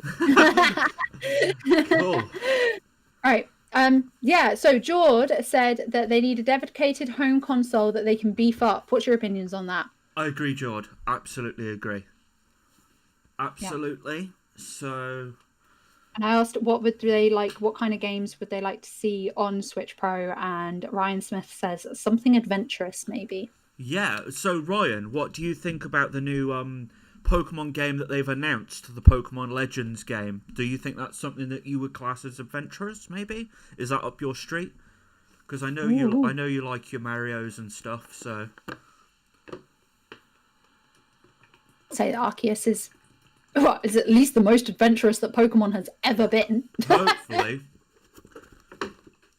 Could you imagine if they have those proper, battles, the commentated battles, like the epic ones in Pokemon Stadium? I don't think they have a commentator in Adventures. That's a good point. I wonder if there'll be... I don't think they will, but will there be voice acting? Oh my god, this is a whole nother video. Voice acting in Pokemon, I didn't even think about that. This is a whole nother video, because Breath of the Wild had voice acting for the first time. It did? Yeah. Oh, voice acting is something that's missing from Pokemon, because you can still have your silent protagonist. Yeah, of course. Yeah, like they literally take the piss out of Link being silent, mute. Link being silent, don't they? So yeah. Oh, I think so. It's amazing when I've seen the trailer. Yeah, it looks so good, right? Doesn't it, Ryan? Look really good. Oh man, voice acting. Didn't even think about that. We'll be well up for some NPC voice acting. Yeah, me too. Like they've got so many voice actors in Skyrim, so we know it's possible. Mm-hmm. Oh, No. So, but anyway, so shops are limiting to one per customer. Some shops, not all of them. Well, considering what we've seen in America, I'm not really surprised. America is limiting one per customer in most places now. As everybody, here's a question. I don't know whether you've seen all of it. Obviously, Frosted Caribou released that video about how the Pokemon TCG came to this the other day. I know that it was linked in our Discord because my face is in it. Yes, you were in it. I was in it. But she addresses some of how bad some of the scalping has been in America, and I didn't know that it had gotten to quite the stage that it had gotten to. So are you aware of the kind of things that she says? I haven't personally watched the video, but I know scalping in America is really bad. I know it gets to the point where it's like they will literally take an entire shelf and just go and put it on Facebook, like literally in bags. Like, oh yeah, selling this £3 pack for £10 a pack. I've got 20 available. It's like, that's really... She said that there's somebody that I can't remember whether she said whether it's in her local community or whether a friend of a friend knows this. She said that it's gotten so bad that the scalpers have found out where the where the delivery guy who's delivering the Pokemon cards to their local Target, they found out where he lives. He gets the stock sent to his house first, and they wait outside his house to follow him on his delivery, so that when he opens up the van to unload into the shop, they follow him into the shop and are literally just there before anybody else can be, and just take everything off his hands as he's putting it on the shelves. Are you real? To the point where I'm not joking. To the point where this guy's wife has had to come, because it's America, right? Yeah. Where this guy's wife has come out with a gun and told them to get off her driveway. That is unbelievable. Are you serious? No, I'm being deadly serious. It's 55 minutes, so it's long. But it was a really genuinely in-depth look at the situation that's happening in America right now. And it was a very well put together video. I don't normally watch. I'm subscribed to her, but I don't normally watch too many of her videos. Yeah. This was a very well done video that obviously took a lot of time to edit, with some very well made points. So I would very much recommend you going and checking it out if anybody's got the spare 55 minutes to do so. I think I'll definitely check that out. That sounds really bad. That it should never get to that point where you should be worried for like your family, because scalpers want to make $2 per pack because they can't be bothered to go and get a real job. Exactly. Or they can't be bothered. It's like, it's not even that hard to get access to one of these, to a distributor, like a proper distributor. Like obviously in the UK, we have Asmodee, we have Bliss. Yeah. And there are others. Those are the only two that I know off the top of my head. And so it's like, it's not, and I'm pretty sure that Bliss, you have to be a brick and mortar store for. Yeah. Don't quote me on this. I'm pretty certain. Bliss, you have to be a brick and mortar store for. Yeah. But Asmodee, providing that you have an online store, you can get stock straight from them. Yeah. So it's like, so there must be places in America that are like Asmodee that run like this. So you don't have to be a brick and mortar store. So why would you just not do that? Yeah. Why would you just not get it from the distributors? Surely it's so much more hassle to wait outside somebody's house and stalk them to work. It's just weird. It's weird. I can't believe you've just said that. Honestly, that is unbelievable. I feel sorry for that poor man's family. I do too. I don't know whether he has kids or anything, but obviously I feel really sorry for him. Even if he doesn't have kids, it's still not acceptable. No, it's still not okay. It's stalking. He literally got followed home from work by two strangers in a car. It's stalking, yeah, you're right. That's weird. But as for like America at the moment, I don't want to go too much into America's problems, but at the moment, America's got lots of problems. Yes, it does. And I don't think this helps. No. Because you have people fighting over, PlayStations and this and politics. It's just not a very nice, environment. I just don't think this adds to the issue. I think everyone just needs to be a lot kinder. It's almost like you have, these fights going on in Target, and then you have someone in the background going, "Think of the children." Like, I am that person in the background. Do you know what I mean? I would love to, if I knew how to. Oh my god! You know what the worst thing is, right?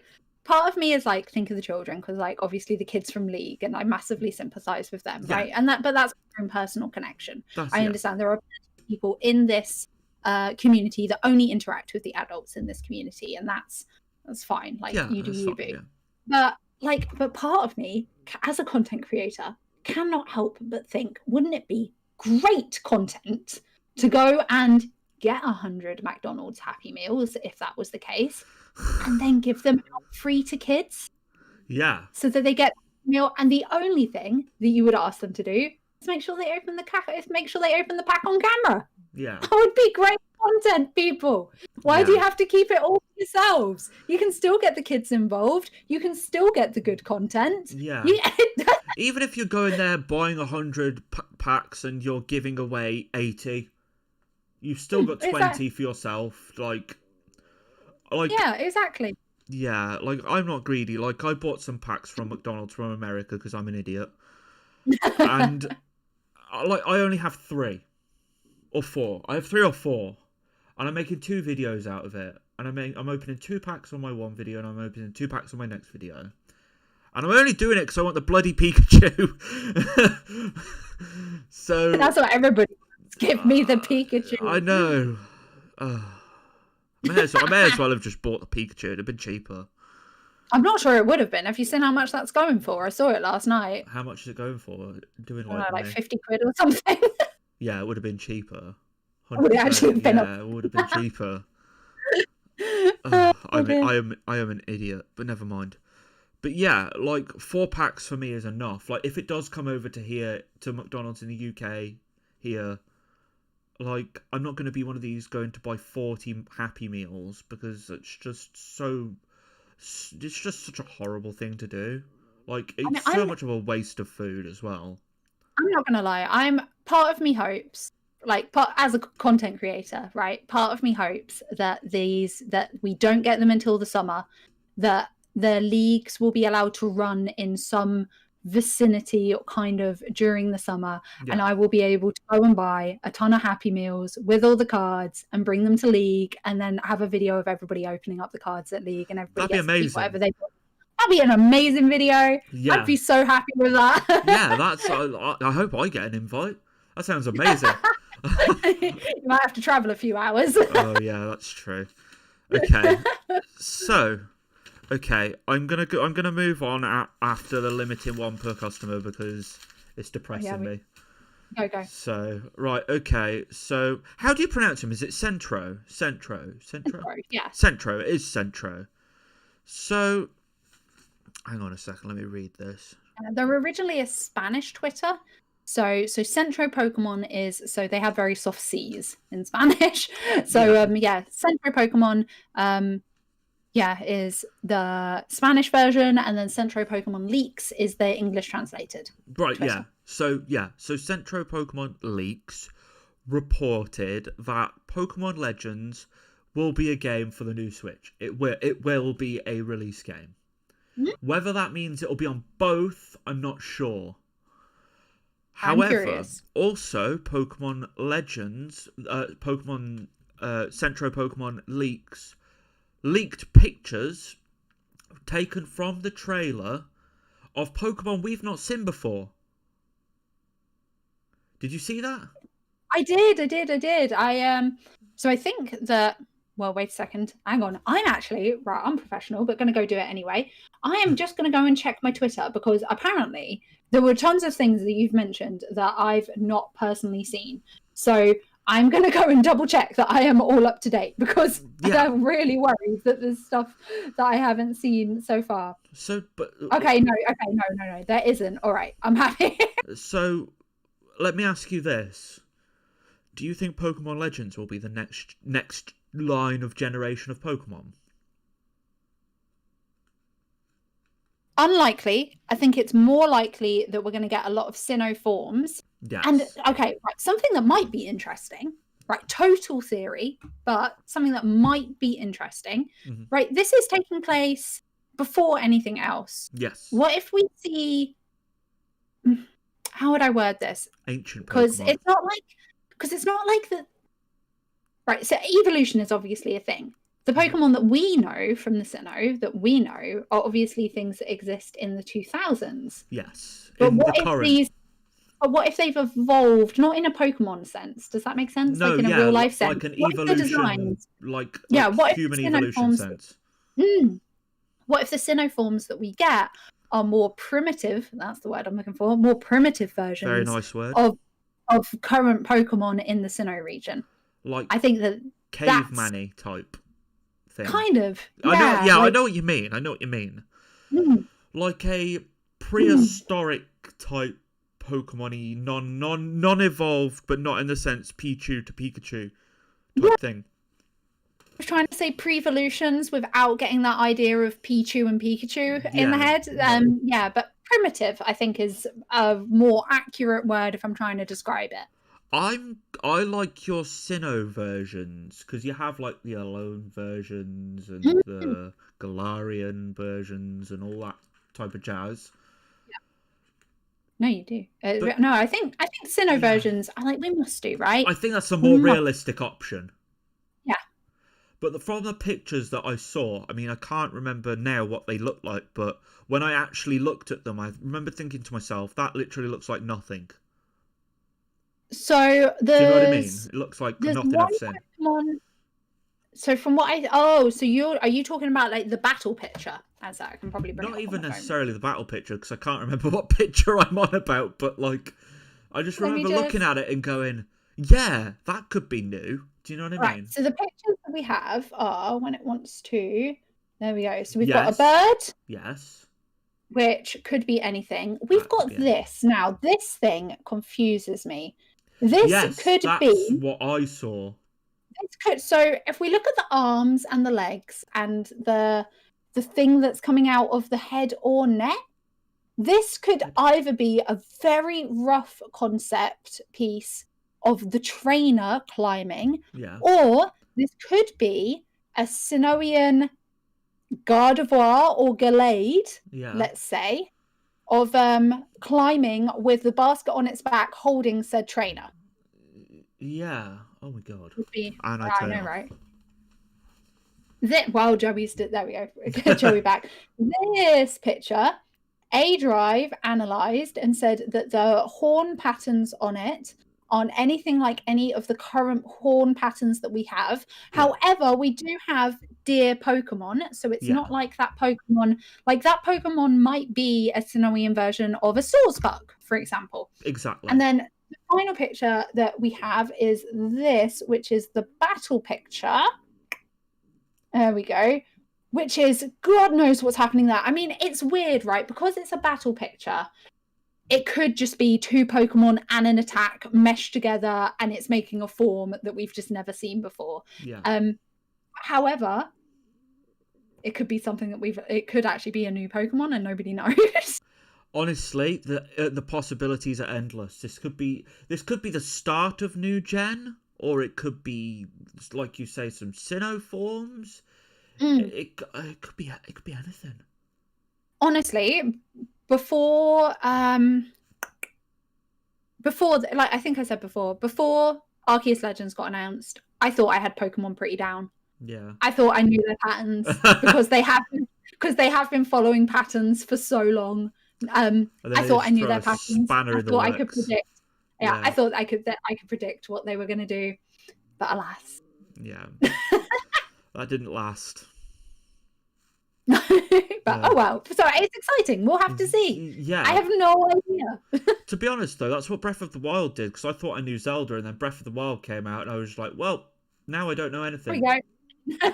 But it's exciting, right? Yeah, absolutely. So I just wanted to go back to what Centro Pokemon said and repeat the fact that the game will be a game for the new Switch, whether that will be a crossover like they did the Wii U and the Switch, whether that'll be a Switch and a new Switch crossover, or whether it'll just be a new Switch game. We'll have to wait and see.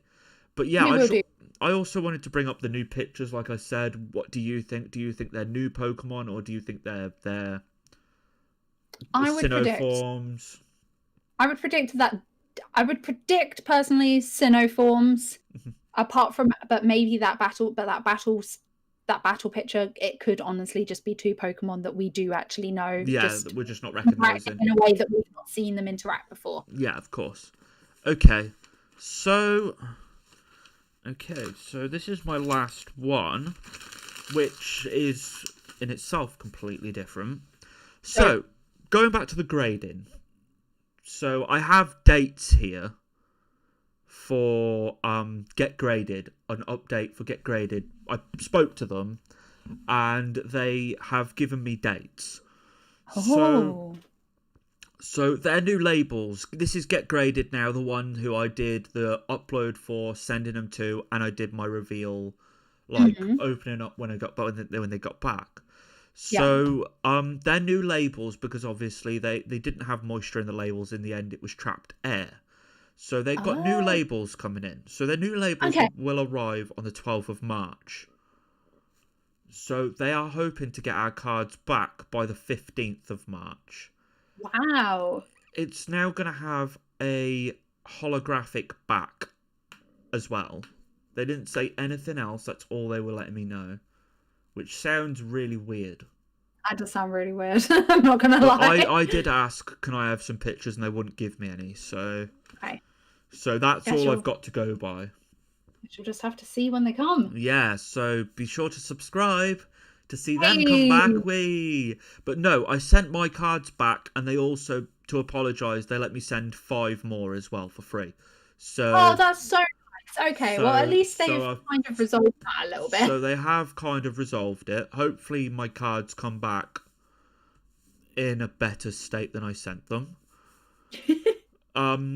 But yeah, that's all I've got for graded. And then obviously on May, we've got the UK grading testing on this channel. Okay, that's all I've got for this week. Cool. Right, so we obviously put out to the communities some Q&A questions. Yes, we did. I actually don't know if I got any replies. I got 2, but I've already spoke about them, so I think it's going to be all good. Cool. Right, I've got some questions. Good. Right, okay. So I got one question on the Discord from, where is it? From Mary, who popped in earlier. I don't know whether you're still watching. Hi, Mary, if you're still watching. Yeah, thank you for coming. Little question.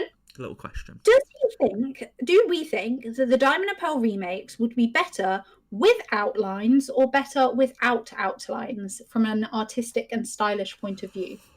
Oh, now that's a great question.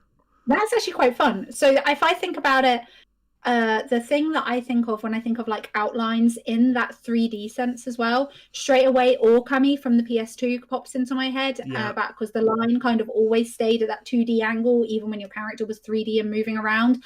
And I actually personally really did like that aesthetic. Oh. From a realistic point of view, no. But obviously, it looks anything but realistic. So it would make it pop a lot more if it did have an outline. And obviously, like I said in the last podcast, it literally looks like a crayon box. So, I'm going to say, it probably would look better. Yeah?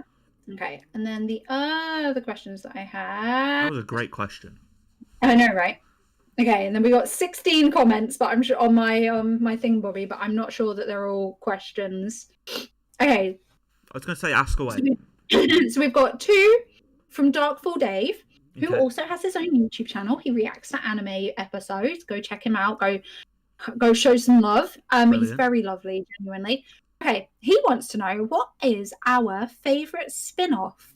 Stadium, Coliseum, Snap, Mystery Dungeon, etc. Oh no, that's a great question. I'll let you go, ladies first, because I'm gonna have to think about this anyway. All right. Favorite spin-off. So I never played Snap. We got to do top 3, surely. Wow, I never played Snap. I only ever played a little bit of Mystery Dungeon. Honestly, favorite that I actually have memories of is actually really stupid one. Oh god. Pokemon Pinball on the Game Boy Color. No, that was one of mine. I love that game. The little battery that used to die every 2 seconds, damn it. I used to love Pokemon Pinball. I used to love the TCG game for the Game Boy Color as well. I never played that. I played Pokemon Pinball though. Oh, that was my jam. You had your own character that was like, it was a whole new protagonist that was going through his own story and everything. Yeah. Oh my god. And then Pokemon Stadium, while I never owned the game, I always had so much fun whenever I played it with other people. Brilliant game. Yeah. I really enjoyed Coliseum as well, though. Oh, damn. Coliseum, I never played XD Gale of Darkness. I've only ever... Oh, that was a great game as well. I've only ever seen other people play it. So I've never experienced the whole thing. It does look great. It looks amazing. Okay. But I can't really personally say much about it because I just don't have that much of a connection to it. That makes sense. So what's your top 3 then? Pinball. Of all things. I just have great memories surrounding it. Yeah, no, Pinball Stadium. I think top 2, Pinball and Stadium. That's a great top 2. I would definitely say Pinball, for me, as ridiculous as it sounds, is up there. When I had my Game Boy, I got like a little magnifying glass that clamped around it, and it had lights on it. It had like lights on it. Same. I originally got given it to read books in bed. Okay. And I was like, no, I'm using it on my Game Boy. Yeah, fair enough. No, I always remember sneaking my Game Boy under my pillow before I went to bed, and then when it was a school night, I'd switch it on, and I'd always remember the volume would be so loud and it'd do that ding. I'd be like, no, shut up. I'd turn the scrolling wheel down, and then I remember just sitting there and playing Pokemon Pinball in bed at like whatever time it was at the time. It's probably only like 9 or 10 o'clock, but it was still late for me then, and I was like jamming away on Pinball. You know, it was a whale of a time. Oh, actually, right. Can I tell you a bit of a weird, creepy? Not creepy as in bad, creepy as in like spooky. Can I tell you a weird, spooky story from when I was a kid? Yeah, of course. To do with Pokemon. Go for it. Yeah. So that situation. I don't personally believe in ghosts, but me and my mum cannot figure out how this happened. Okay. Yeah. Okay. So when I was a kid, I have very, very distinct memories of doing exactly that. Hiding underneath my duvet, making sure the volume's down, with my little like nightlight over the screen, etc. And it used to be, so we'd have the stairs, a tiny corridor, and then my room was at the end of the corridor. And I always had to have the corridor door open slightly for the light because I was scared of the dark. No, and I'd hear my mum every night coming up the stairs at a certain point to check whether I was asleep or not. Yeah. So at which point I'd like rapidly try and save and shove the Game Boy back under my pillow and act as if I'd been asleep forever. Yeah. And it might not have happened every night, but this happened reoccurring enough for me to have solid memories of this as a child. Yeah. Okay. When I confronted my mum about this 20 years later, I think actually when I was 21, yeah, I want to say, so probably about 11 or 12 years later, when I was 21, I confronted my mum about this. I didn't confront her about it. I just said it casually in a conversation because she got me a Pokemon birthday cake for my 21st birthday. Great mum. Sounds like me, to be fair. And she looked at me and she went, "What the hell are you talking about?" And I went, "What do you mean?" She was like, "I never did that." That's what the hell are you? I was like, what the hell are you talking about? She was like, no, seriously, I never did that because when your dad left, you realised that there was a spare space in the bed and you would always try and jump into my bed. So to make sure to kick that habit, I never came to check on you because I never wanted you to think that there was even an opportunity to come and join me sleeping in my bed. Yeah. And I wanted you to stay in your own bed. So she never used to come and check on me. I have these really distinct memories of somebody coming up the stairs and checking on me. So I had to turn my Game Boy color off really quickly. Why has this just turned into a horror story? I'm so sorry. That is creepy, man. Yeah, it's weird. Yeah, because I have literally the exact same memory as you. But when I told my mum about it, apparently that never happened. That's weird. Sorry to go on like a massive tangent. Oh, get off me. I'm sorry. That's weird. No, I'm with you. I'm not really like big into ghosts or anything or like spooky stories or anything, but that's just weird. Sorry, yeah. Even that, she's saying to creep you out. She's saying it to creep you out, and she's like, "Yeah, I've got it." Yeah. Anyway, so did you say favorite spin-offs? Oh yeah, my favorite spin-offs. Oh my god, I haven't even thought. Okay. Oh, sorry. So I do have to say Pokemon Stadium straight away because it's just my jam. But I don't know whether 1 or 2. I don't know whether one was better than the other because I love them both. Ooh. So I'm just gonna say Pokemon Stadium, and you can just choose it. Snap. It's one of my favorite games. There you go. Then. Which I always feel like saying Snap as a favorite game is weird. Why? Because it's not like you only take pictures of Pokemon. Do you know what I mean? It's like it's not really. I mean, in Animal Crossing, you only really like build an island and collect items, don't you? That's a valid point. To be fair. No, but yeah, I'd say Pokemon Stadium, Snap, and Gale of Darkness was a banger. I like Gale of Darkness. That was a great game. Right. Okay. Next question from Darkful Day. Good question. This is a really good question. This one's a better question. Hang on. Oh, really? So, thoughts on the revolving door of Neo evolutions, Mega evolutions, Gigantamax forms. Do we think there's going to be a new one down the road? Oh, so like a new version of like, okay. Something different, you mean? Like they're going to think of something different? Yeah, but it'll be new forms to already existing Pokemon. Yeah. I do get what he means because we did have Mega Evolutions for quite a while. Yeah. But then Gigantamax came out, and then it was like, oh, all right, then different forms, working in a different way, different mechanic. Yeah.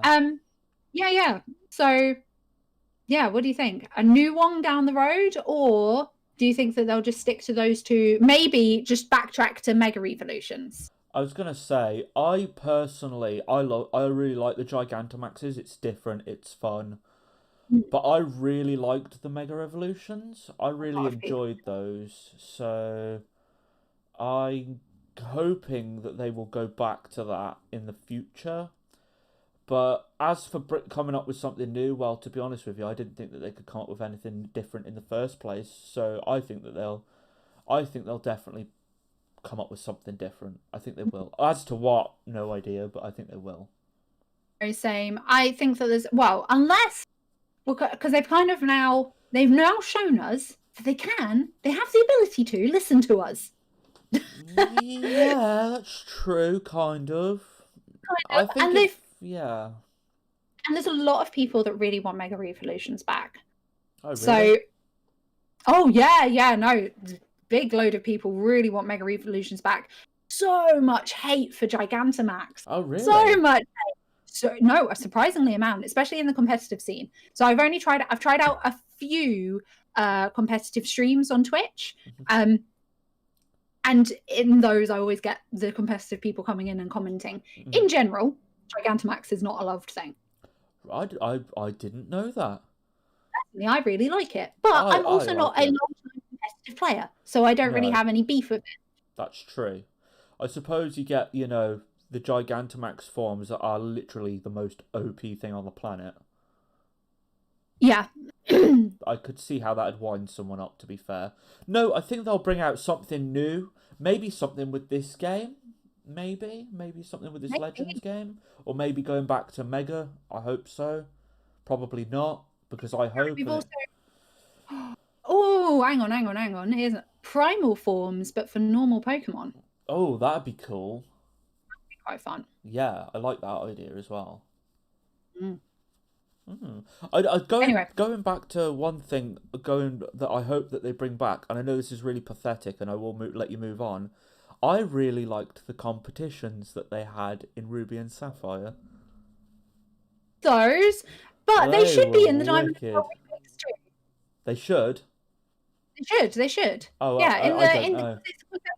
Well, they were in Diamond and Pearl because okay. I have very distinct memories of Dawn entering with her Piplup. For the anime. So they were definitely in Diamond and Pearl. So, and if the Diamond and Pearl, Shining Diamond and Brilliant Pearl, or it might be the other way around. Something like that, yeah, if those are faithful remakes, then they should be in the remakes. So I'm excited to see how those happen in the remakes. I like the contest side of it. It's just different, isn't it? Do you know what I mean? It's really fun. Yeah, it's good. Yeah. Sorry, you can carry on now. No, let's go. Okay, and then the rest of the questions that I have. Oh, actually, no, sorry. One more question. Blazy Kane says, do we like starters in Legends?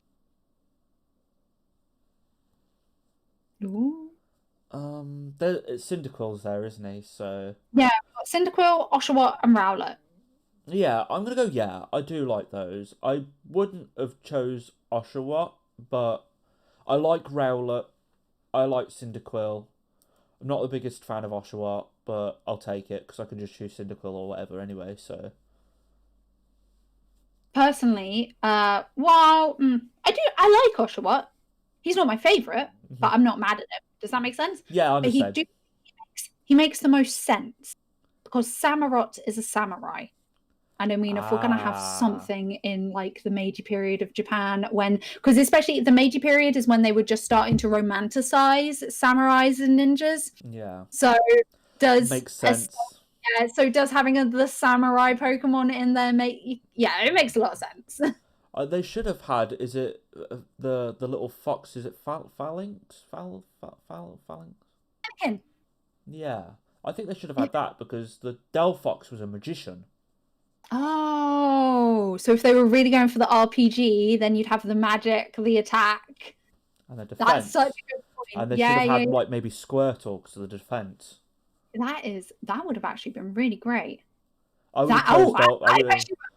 might have actually preferred that. I'm not gonna lie. I would have gone for Delphox all day long as well because he is a beast. I love his little wand stick as well. He's like flamethrower from his wand. I was living for that when I saw that for the first time. I was like, yes! I am now literally Harry Potter in Pokemon. Yes. I was so disappointed the first time I ever saw Delphox. Oh, really? Yeah, well, I saw Braxton. Yeah. Do you watch any Digimon? Do I watch any? I did when I was younger, when I was like 5 or 6, yeah. Generation, infamous on the internet for all the wrong reasons, Renamon. Which one? Any idea? No. No? Okay. Renamon. We're going to Google it. I'm going to Google it and show you a picture, right? You'll see why she's infamous on the internet for all the wrong reasons. This is when it wants to focus. This is Renamon. Okay? Right. Okay. When I first saw Braxton, Renamon was the first thing that came into my mind. Yeah, I can see why. Digivolves into Cubimon, which is this 4-legged beast. Whoa, that is weird. Can't really get it to focus very well, but it's like a Ninetales, but on steroids. Yeah, it is a little bit, isn't it? Yeah. So when I first saw Braxton, the first thing I thought of was Renamon. Yeah. And Cubimon looks so badass, and I personally really love Digimon Tamers, which is the 3rd generation, which is where Renamon is from. I so wanted a 4-legged one. I saw Delphox and was goddamn bipedal. Yeah. Goddamn it, 2 legs. Stood up. Yep. No, I wanted 4 legs. God damn it! I was so disappointed. I don't know why I like him. It's just because he's with the wand and stuff. I was just like living for it. Wrong. It's technically a very good design. Yeah, I guess so. Yeah. Sorry, but I've ruined your starter Pokemon choices now. Sorry about that. Oh no! Yeah, hang on a sec. Give me 2 seconds. Has it all of a sudden become really bright on my camera? I feel like I'm really whitewashed all of a sudden. Only slightly. Let me just. No, technically better like that. Okay, never mind. I might just be being really fussy and picky. Ignore me. Fine. Okay. Okay. Next question. Right, and then the last questions are all from his YouTube username is TO48, but his real name is Travis. Okay, Travis. And I said we'd ask them as quick fire questions because he's got like a lot of them. So okay, go for it. Thoughts on, well, I guess we've kind of covered that. Thoughts on Legends and all the remakes so far. Any features you'd like to see incorporated in either? So I guess we kind of brought that up already because we already said content. Yeah, and are there any specific features that we'd like to see incorporated into Arceus Legends? I think, like you said, I think we've already touched upon it. I'd like Mega Evolutions to be back. That'd be pretty cool. Cool. Yeah. Next question. Where do we think the franchise could be headed? Oh, I'm gonna be honest. I'm gonna go out and say this. I personally, as long as Legends isn't too RPG-y, I'm living for it. But when it gets to that stage where it is a traditional, like, Final Fantasy type style RPG, I'm not living for it. Yeah. How are you feeling, if that's the case, about the confirmed fact from Centro anyway, that it won't be turn-based combat and that it is going to be more like a Final Fantasy, wait for your move to load? Oh, really? Yeah, that was one of their earlier tweets about it. Oh, I'm not living for that. No, I don't like that. You're not living for it? No, no! That makes me nervous. It makes me nervous. I think, to my knowledge, it's still going to be very static. Yeah. It's going to be very kind of how Final Fantasy 8, 7 earlier generations were. Yeah, well, people love 7. People absolutely like 7, most people's favourites. So, obviously, I'll give it a chance. I'll buy it. I'll play it, whatever. But that makes me nervous. Makes me really nervous. Okay. Got another comment. Pokemon. Oh, what we got? Oh, my girlfriend's just saying hello. Hi. Hello. Nice to meet you. Favorite Pokemon related memory? Oh, you can go first because I've got to think about this. I have so many. I can't think of any, just one. I don't know. I like the one that we kind of said earlier that we kind of had at the same time of the Game Boy under the pillow. And I wasn't obviously just playing pinball. I was playing like yellow and like gold and silver. Yeah. That was pretty sick.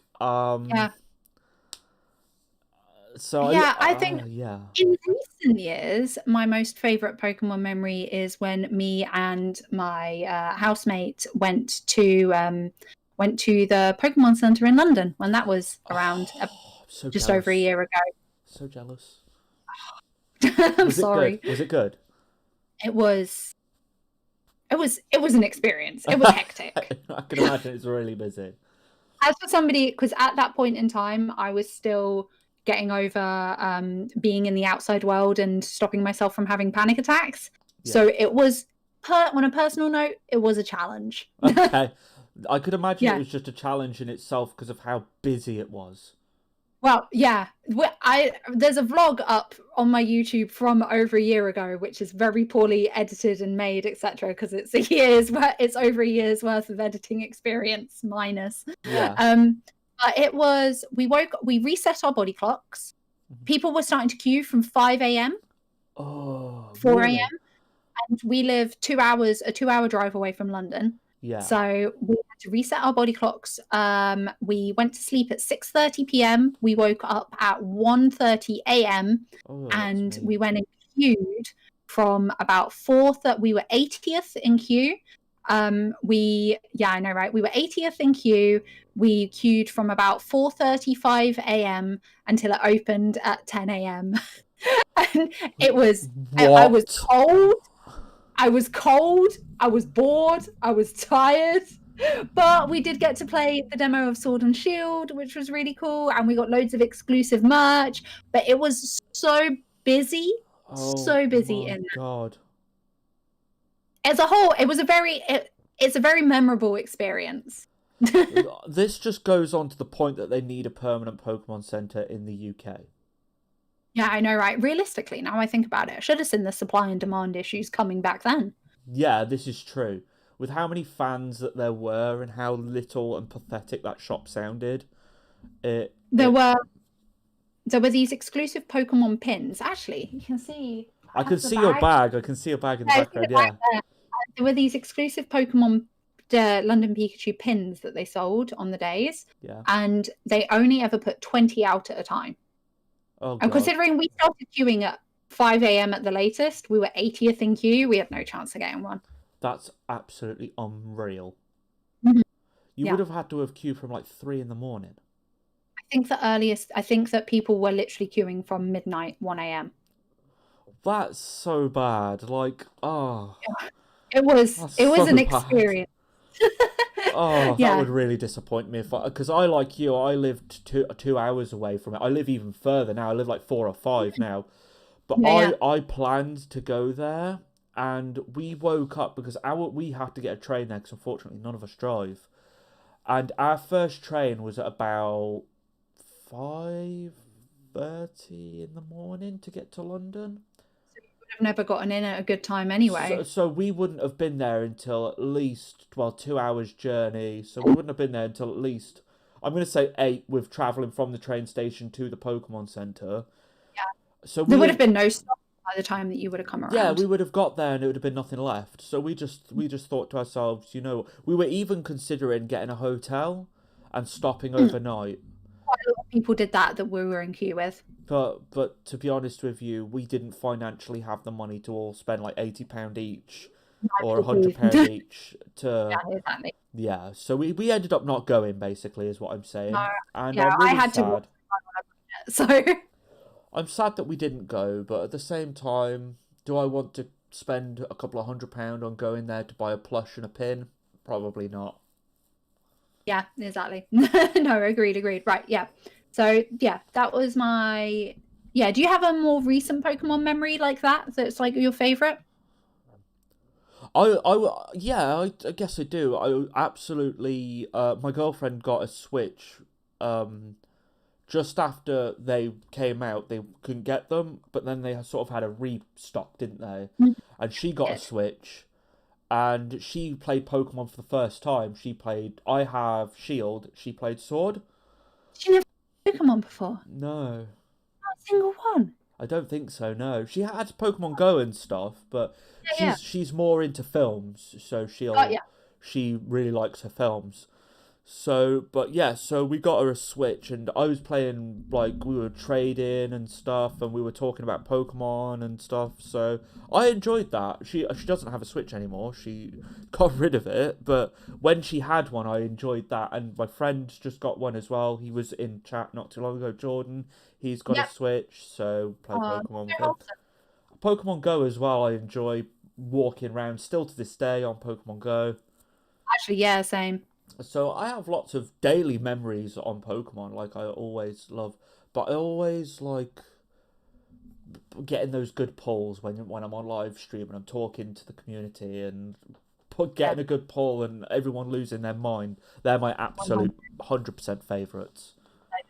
Those are the moments, 100%. Yeah, absolutely. All right. Travis's next question was, what's a feature in the games you miss? Now, we kind of already said that with contests. But is there any other features that you miss? Yeah, the contests, Mega Evolutions I miss as well. I think that they were very cool. I do miss those. It's not a feature that I miss, but I think it's a feature that I would like. I wish that they had, like, a proper, like, fishing system like they do in Zelda. You do too. Yeah, I would love a proper fishing system. like not just necessarily throwing it out and just pressing A to reel it in. Like, I'd like to throw it out where I want to throw it out and reel it in myself. Because they have that in Twilight Princess, and that came out in 2007. There's actually a really stupid, easy thing that they could do just to make it a little bit better. Have fishing like Animal Crossing. So you see the shadow. You have to like bait it. You can only do it like you have to like think about where the stream is going and stuff. Like, it's very simple, but it's still more complicated than what we're currently doing. Yeah, like just a little bit more. Obviously, as a fisherman, I like the fact that fishing is in it to catch the water Pokemon. I appreciate that. That might seem pathetic to some people, but I like that. Yeah. And I enjoy Animal Crossing myself. I mean, I don't have the patience to build a whole town, but I like going on it and relaxing and fishing and, you know. Yeah. And I think even if, like you say, if they had like an Animal Crossing-y type system where the fishing on it would be like that would be cool. I'd like that. That'd be cool. Also, now you've mentioned it, I really miss the Pokemon arcade that was in like Pokemon Yellow, which they're not allowed to do anymore. I know, but I used to spend so much time on that. I know, me too. I wanted the Porygon. Yes. I had to save up for the Porygon. I was like, I need like 10 more coins and then I'd lose all my money. And it's like, oh, now I'm poor again. Gambling at a young age. Okay. Yeah. Next question. What's your favourite? Old Pokemon or new Pokemon as a general? Not the actual Pokemon themselves, the generations. Are you a Gen 1er or are you a... I spoke about this on the last stream. I'm absolutely a Gen 1er. I am one of those Gen 1 noobs that only likes Gen 1. I actually do like Gen 2 and 3. And I like the new gens as well, like X and Y and Sword and Shield. I really enjoyed.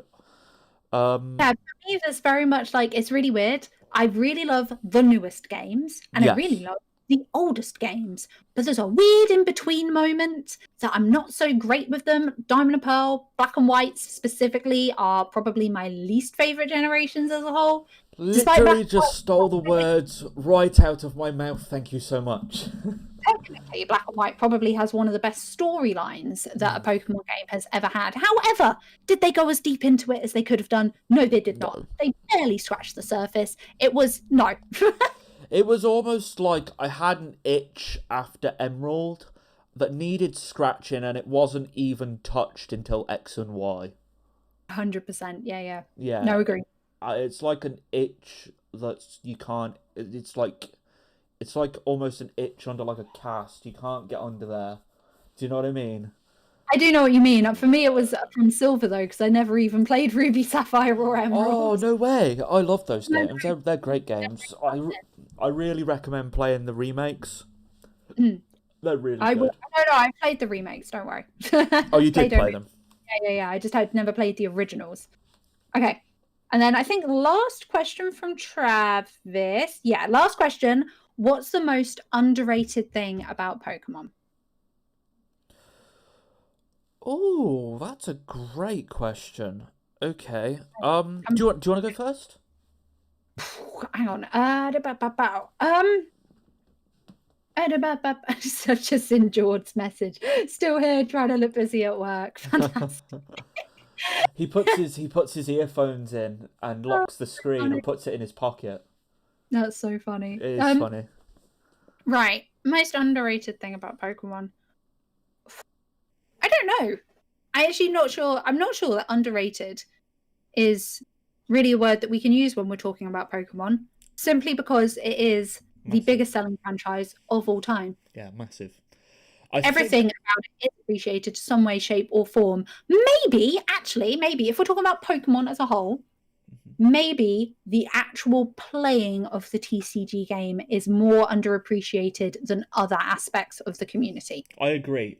Damn it. I agree. I'm going to be honest here. I actually don't know how to play the game.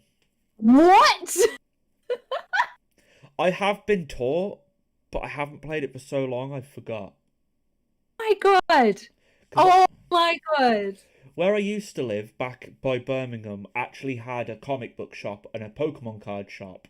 Yeah. So they had like a Pokemon club. So it was something like on a Thursday, you could come in and they would teach you how to play. And I used to go like it wasn't a Thursday, but for example, it's like a Thursday. And I used to love it. I used to really enjoy myself. But my only problem is I only went for so long, and I haven't been in so long, I've now completely forgotten how to play. Oh my God. And like I said, no one I know, like when I say no one I know, I mean literally nobody I physically know in person even collects Pokemon cards. So I'm the only one. Tough. That's tough. Yeah.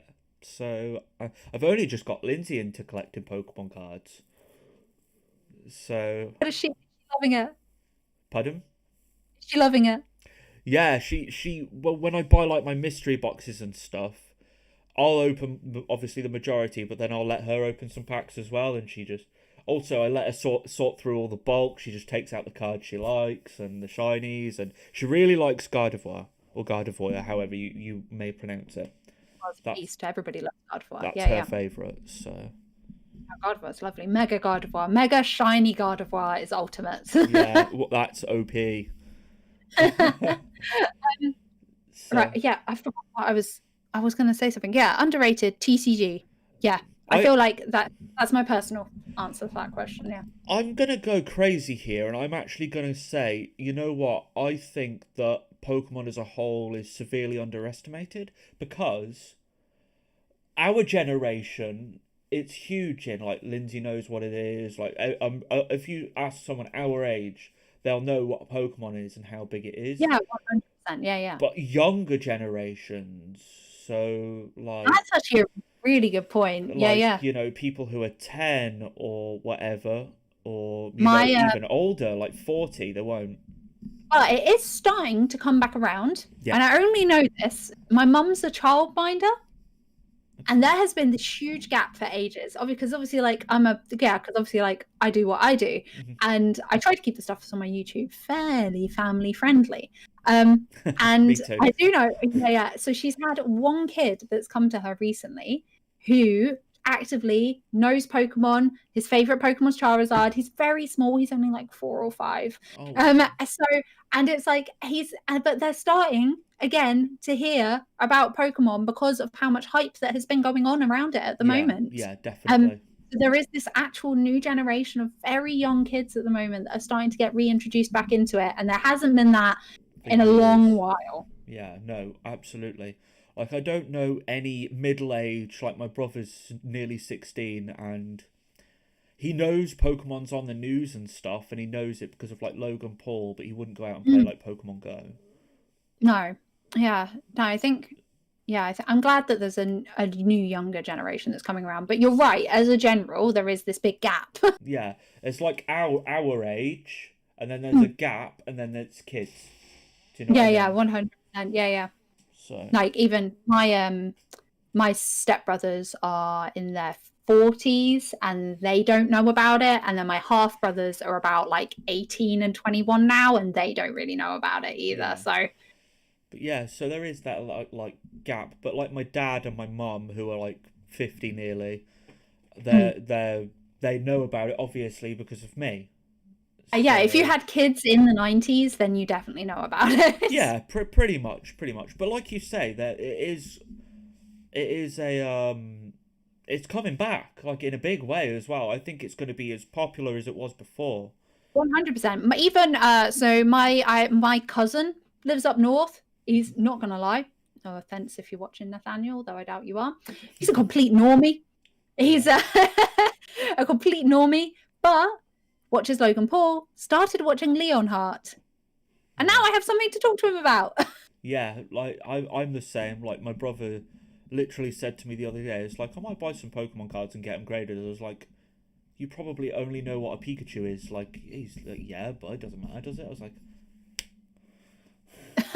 Do you know what I mean? But the point is, you got to start somewhere. Yeah, but exactly. So I'm just going to have a drink. Sorry, guys. But yeah, thank you for your comment as well, JK Jordan. Very kind of you.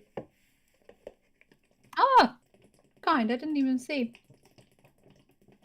But yeah, and I think that is all the questions from my community. Yeah?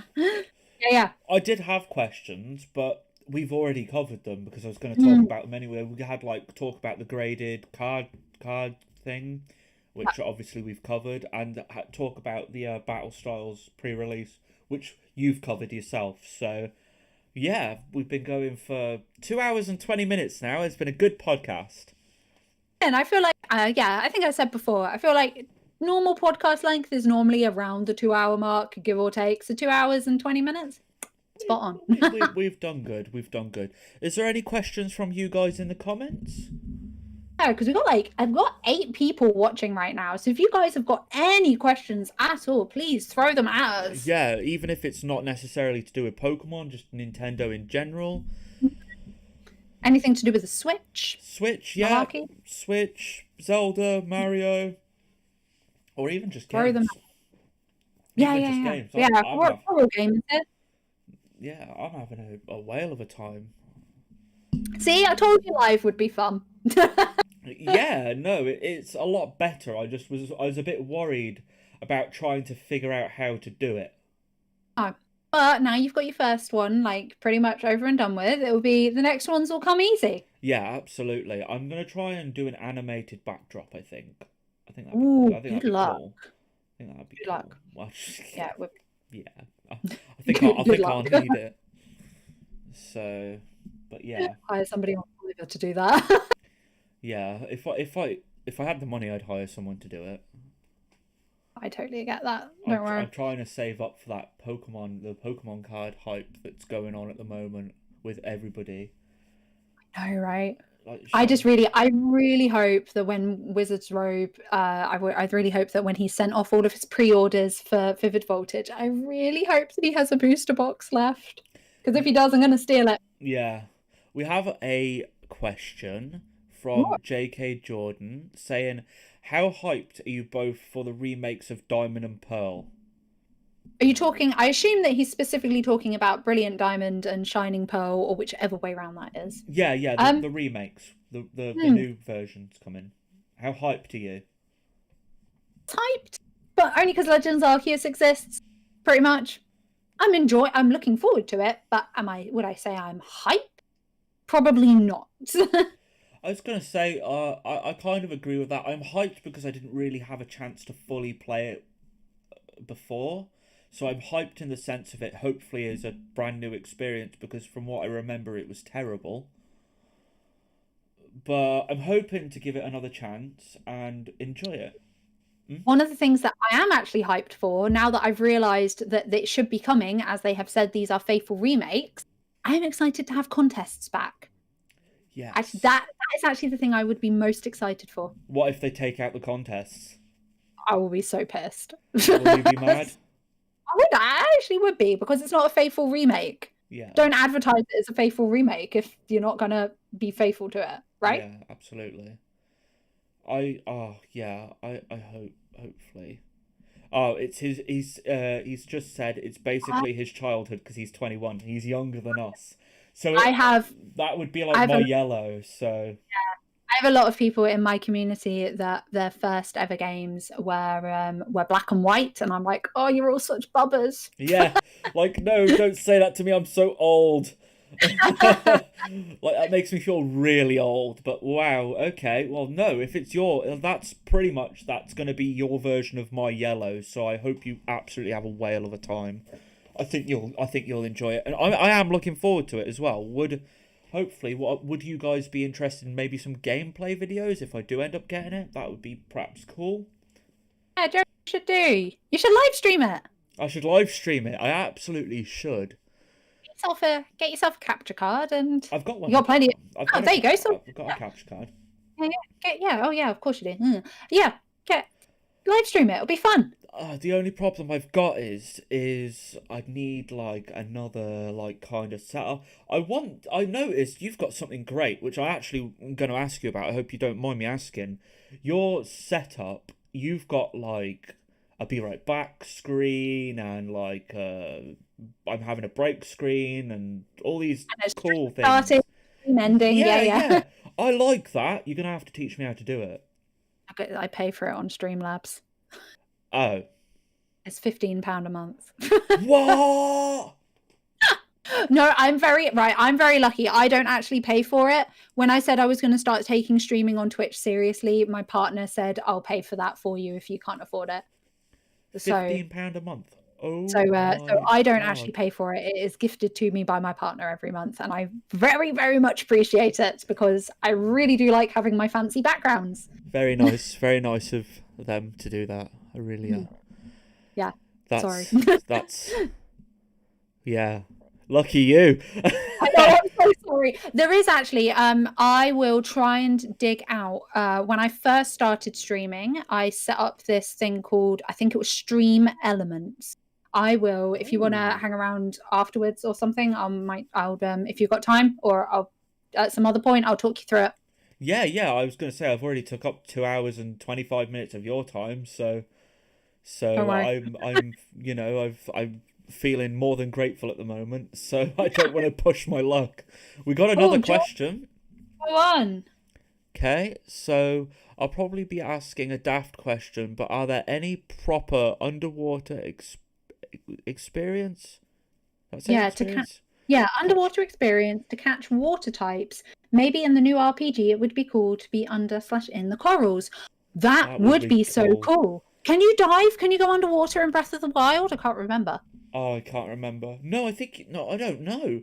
But even so, you can dive in some of the older games.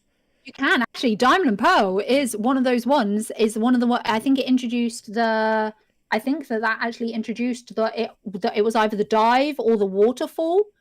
HM? Surf, waterfall, and dive, don't you? Dive was in Sapphire, I know that.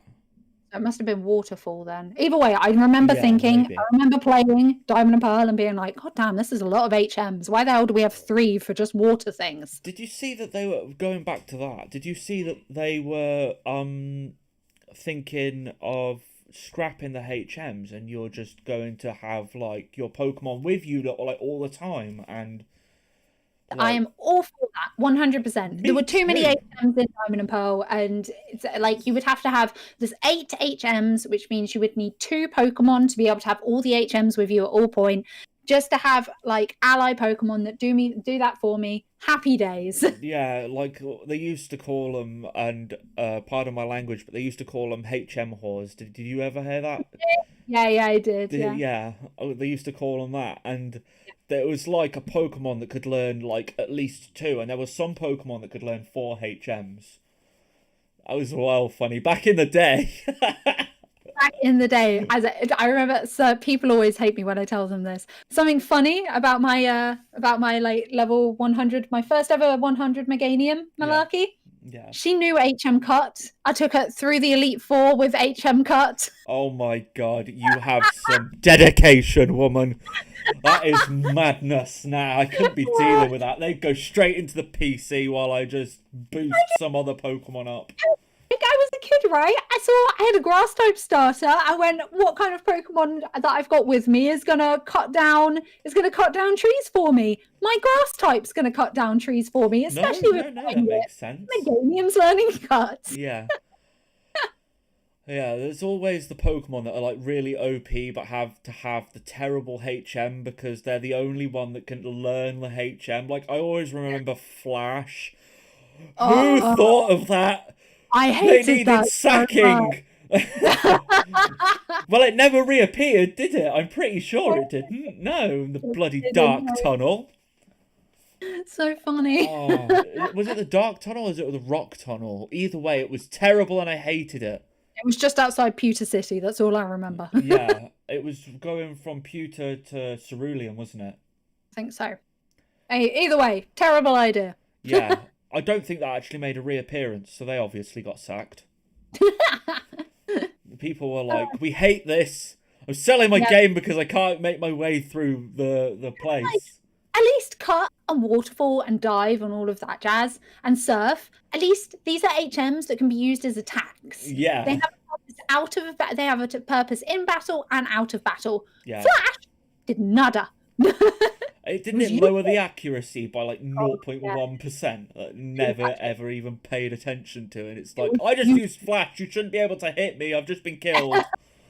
It was absolutely useless. Oh god. Okay. So is there any more depressing flash questions? I don't think there is. No, I think we're probably good. Oh, good. Okay, you got last chance, guys, to get in your questions now. But yeah, we've spoke about a lot today. It's been really good. So thank you again. It's all right. You're very welcome. I've been enjoying doing this. No, me too. But I feel really bad because, like, I don't know whether obviously you don't feel bad because you do these like every Monday now. But like, I feel really bad because I haven't done anything for you yet. So. And when the time comes, at some point I'll wave my hand and be like, Joey, I need you, and we'll figure something out. But I'd be more than happy to do that. That's fine. And when that time comes, it will come. It just hasn't popped into my brain yet. Yeah, nothing's popped into my brain. I seriously need to go back to work. So, but yeah, I would work on YouTube, but I've got nothing to open. I know, right? Nothing to open. It's so bad. It must feel pretty bad. I tell you what. Oh no, I'm not really sure. No, because that wouldn't work.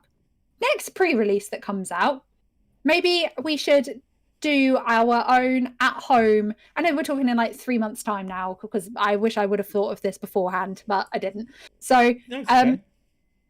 In 3 months' time, when the new pre-release comes out, maybe we should hold our own Discord, no prizes or anything, just like our own little Discord competition, just to see who wins. No prizes, because then it's not like an official thing. We can teach you how to play the game. Oh yeah, no, I'd love that. That would be wicked because I don't know how to play the game. So, so yeah, no, that'd be wicked. I'd like that. That'd be really cool. So thank you for that. Yeah. Also, maybe you've got a Switch, haven't you, of course? Yeah, of course I do. Yeah, maybe we can have a battle at some point. That would be cool. Yeah, that's good. Yeah. You already do raids, which I took part in the other day. That was fun.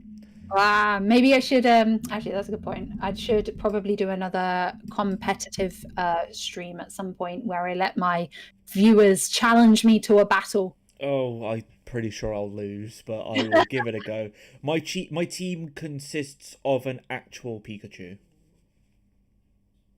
Like, I've had somebody, actually, one of the funnier competitive teams that I've had come at me in one of those streams that I've held was somebody did make Ash's team from Pokemon Journeys. Oh, that's a good idea. It was really fun, actually, yeah. Yeah. It did terribly, but it was fun. Yeah, I was going to say it probably did awful, but I mean, if you had Ash's team from, like, the Kanto region, it would consist of a Bulbasaur and a Pikachu. Journeys' team is actually pretty good, though. He has a Gengar, a Dragonite, a Farfetch that's evolving into a Surfetch'd at some point soon. Then obviously Pikachu. Yeah, he's got better Pokemon in Journeys. Better, not a Squirtle and a Bulbasaur. No. Oh god. Yeah, okay. So we'll have to have a battle at some point. That sounds fun. We're actually having a pack battle soon, aren't we? But we don't know when that's coming. That is. We'll obviously we'll keep everybody updated as to when we know what's happening with that. But hopefully should be having a pack battle soon. Yes, hopefully. I think it'll be similar to this, won't it? Yeah. I think my camera, instead of being on my face, will just be obviously down there. Yeah. So, but okay, cool. So no one's got any questions? You don't have any more questions, do you, Tofu? No, I do not. Call it a day. Well, it's been a pleasure. I've kept you for 2.5 hours. That's more than long enough to be in my company, honestly. I'm surprised you haven't left yet. So thank you very much. Next Monday will be the next podcast. Yes. So, if everybody has enjoyed the live format, because obviously this video will now get uploaded as if it was a normal video. Yes. You'll be able to change the thumbnail on it and stuff. And so hopefully, if it does well, we can continue doing this, and then that's a lot less editing for you afterwards. Yeah, I had to watch the last one over 3 times. Yeah. A lot That's less like 6 editing, hours. and it can be more community driven as well, which is always fun. Absolutely. So hopefully these lives do well, and you guys like these better than just watching a video.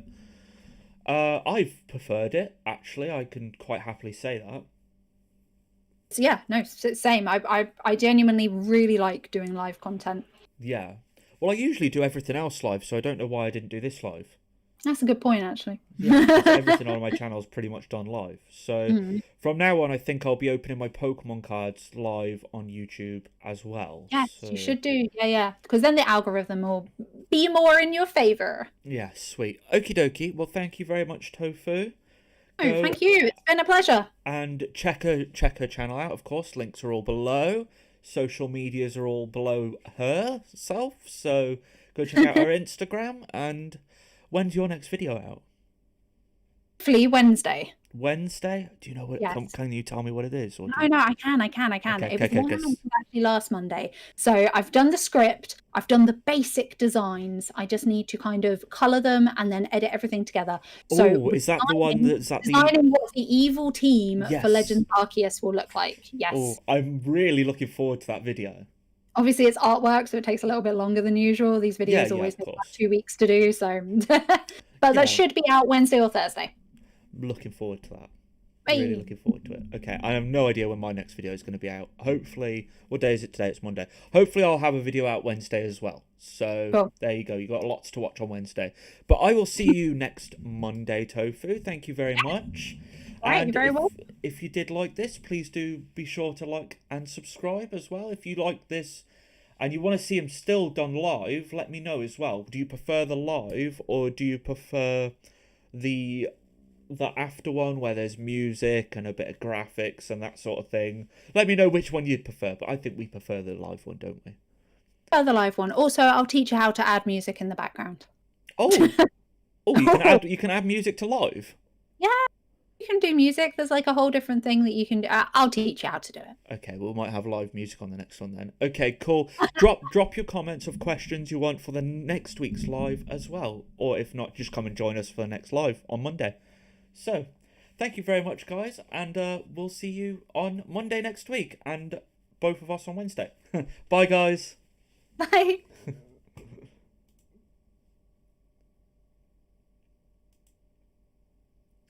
Okay, so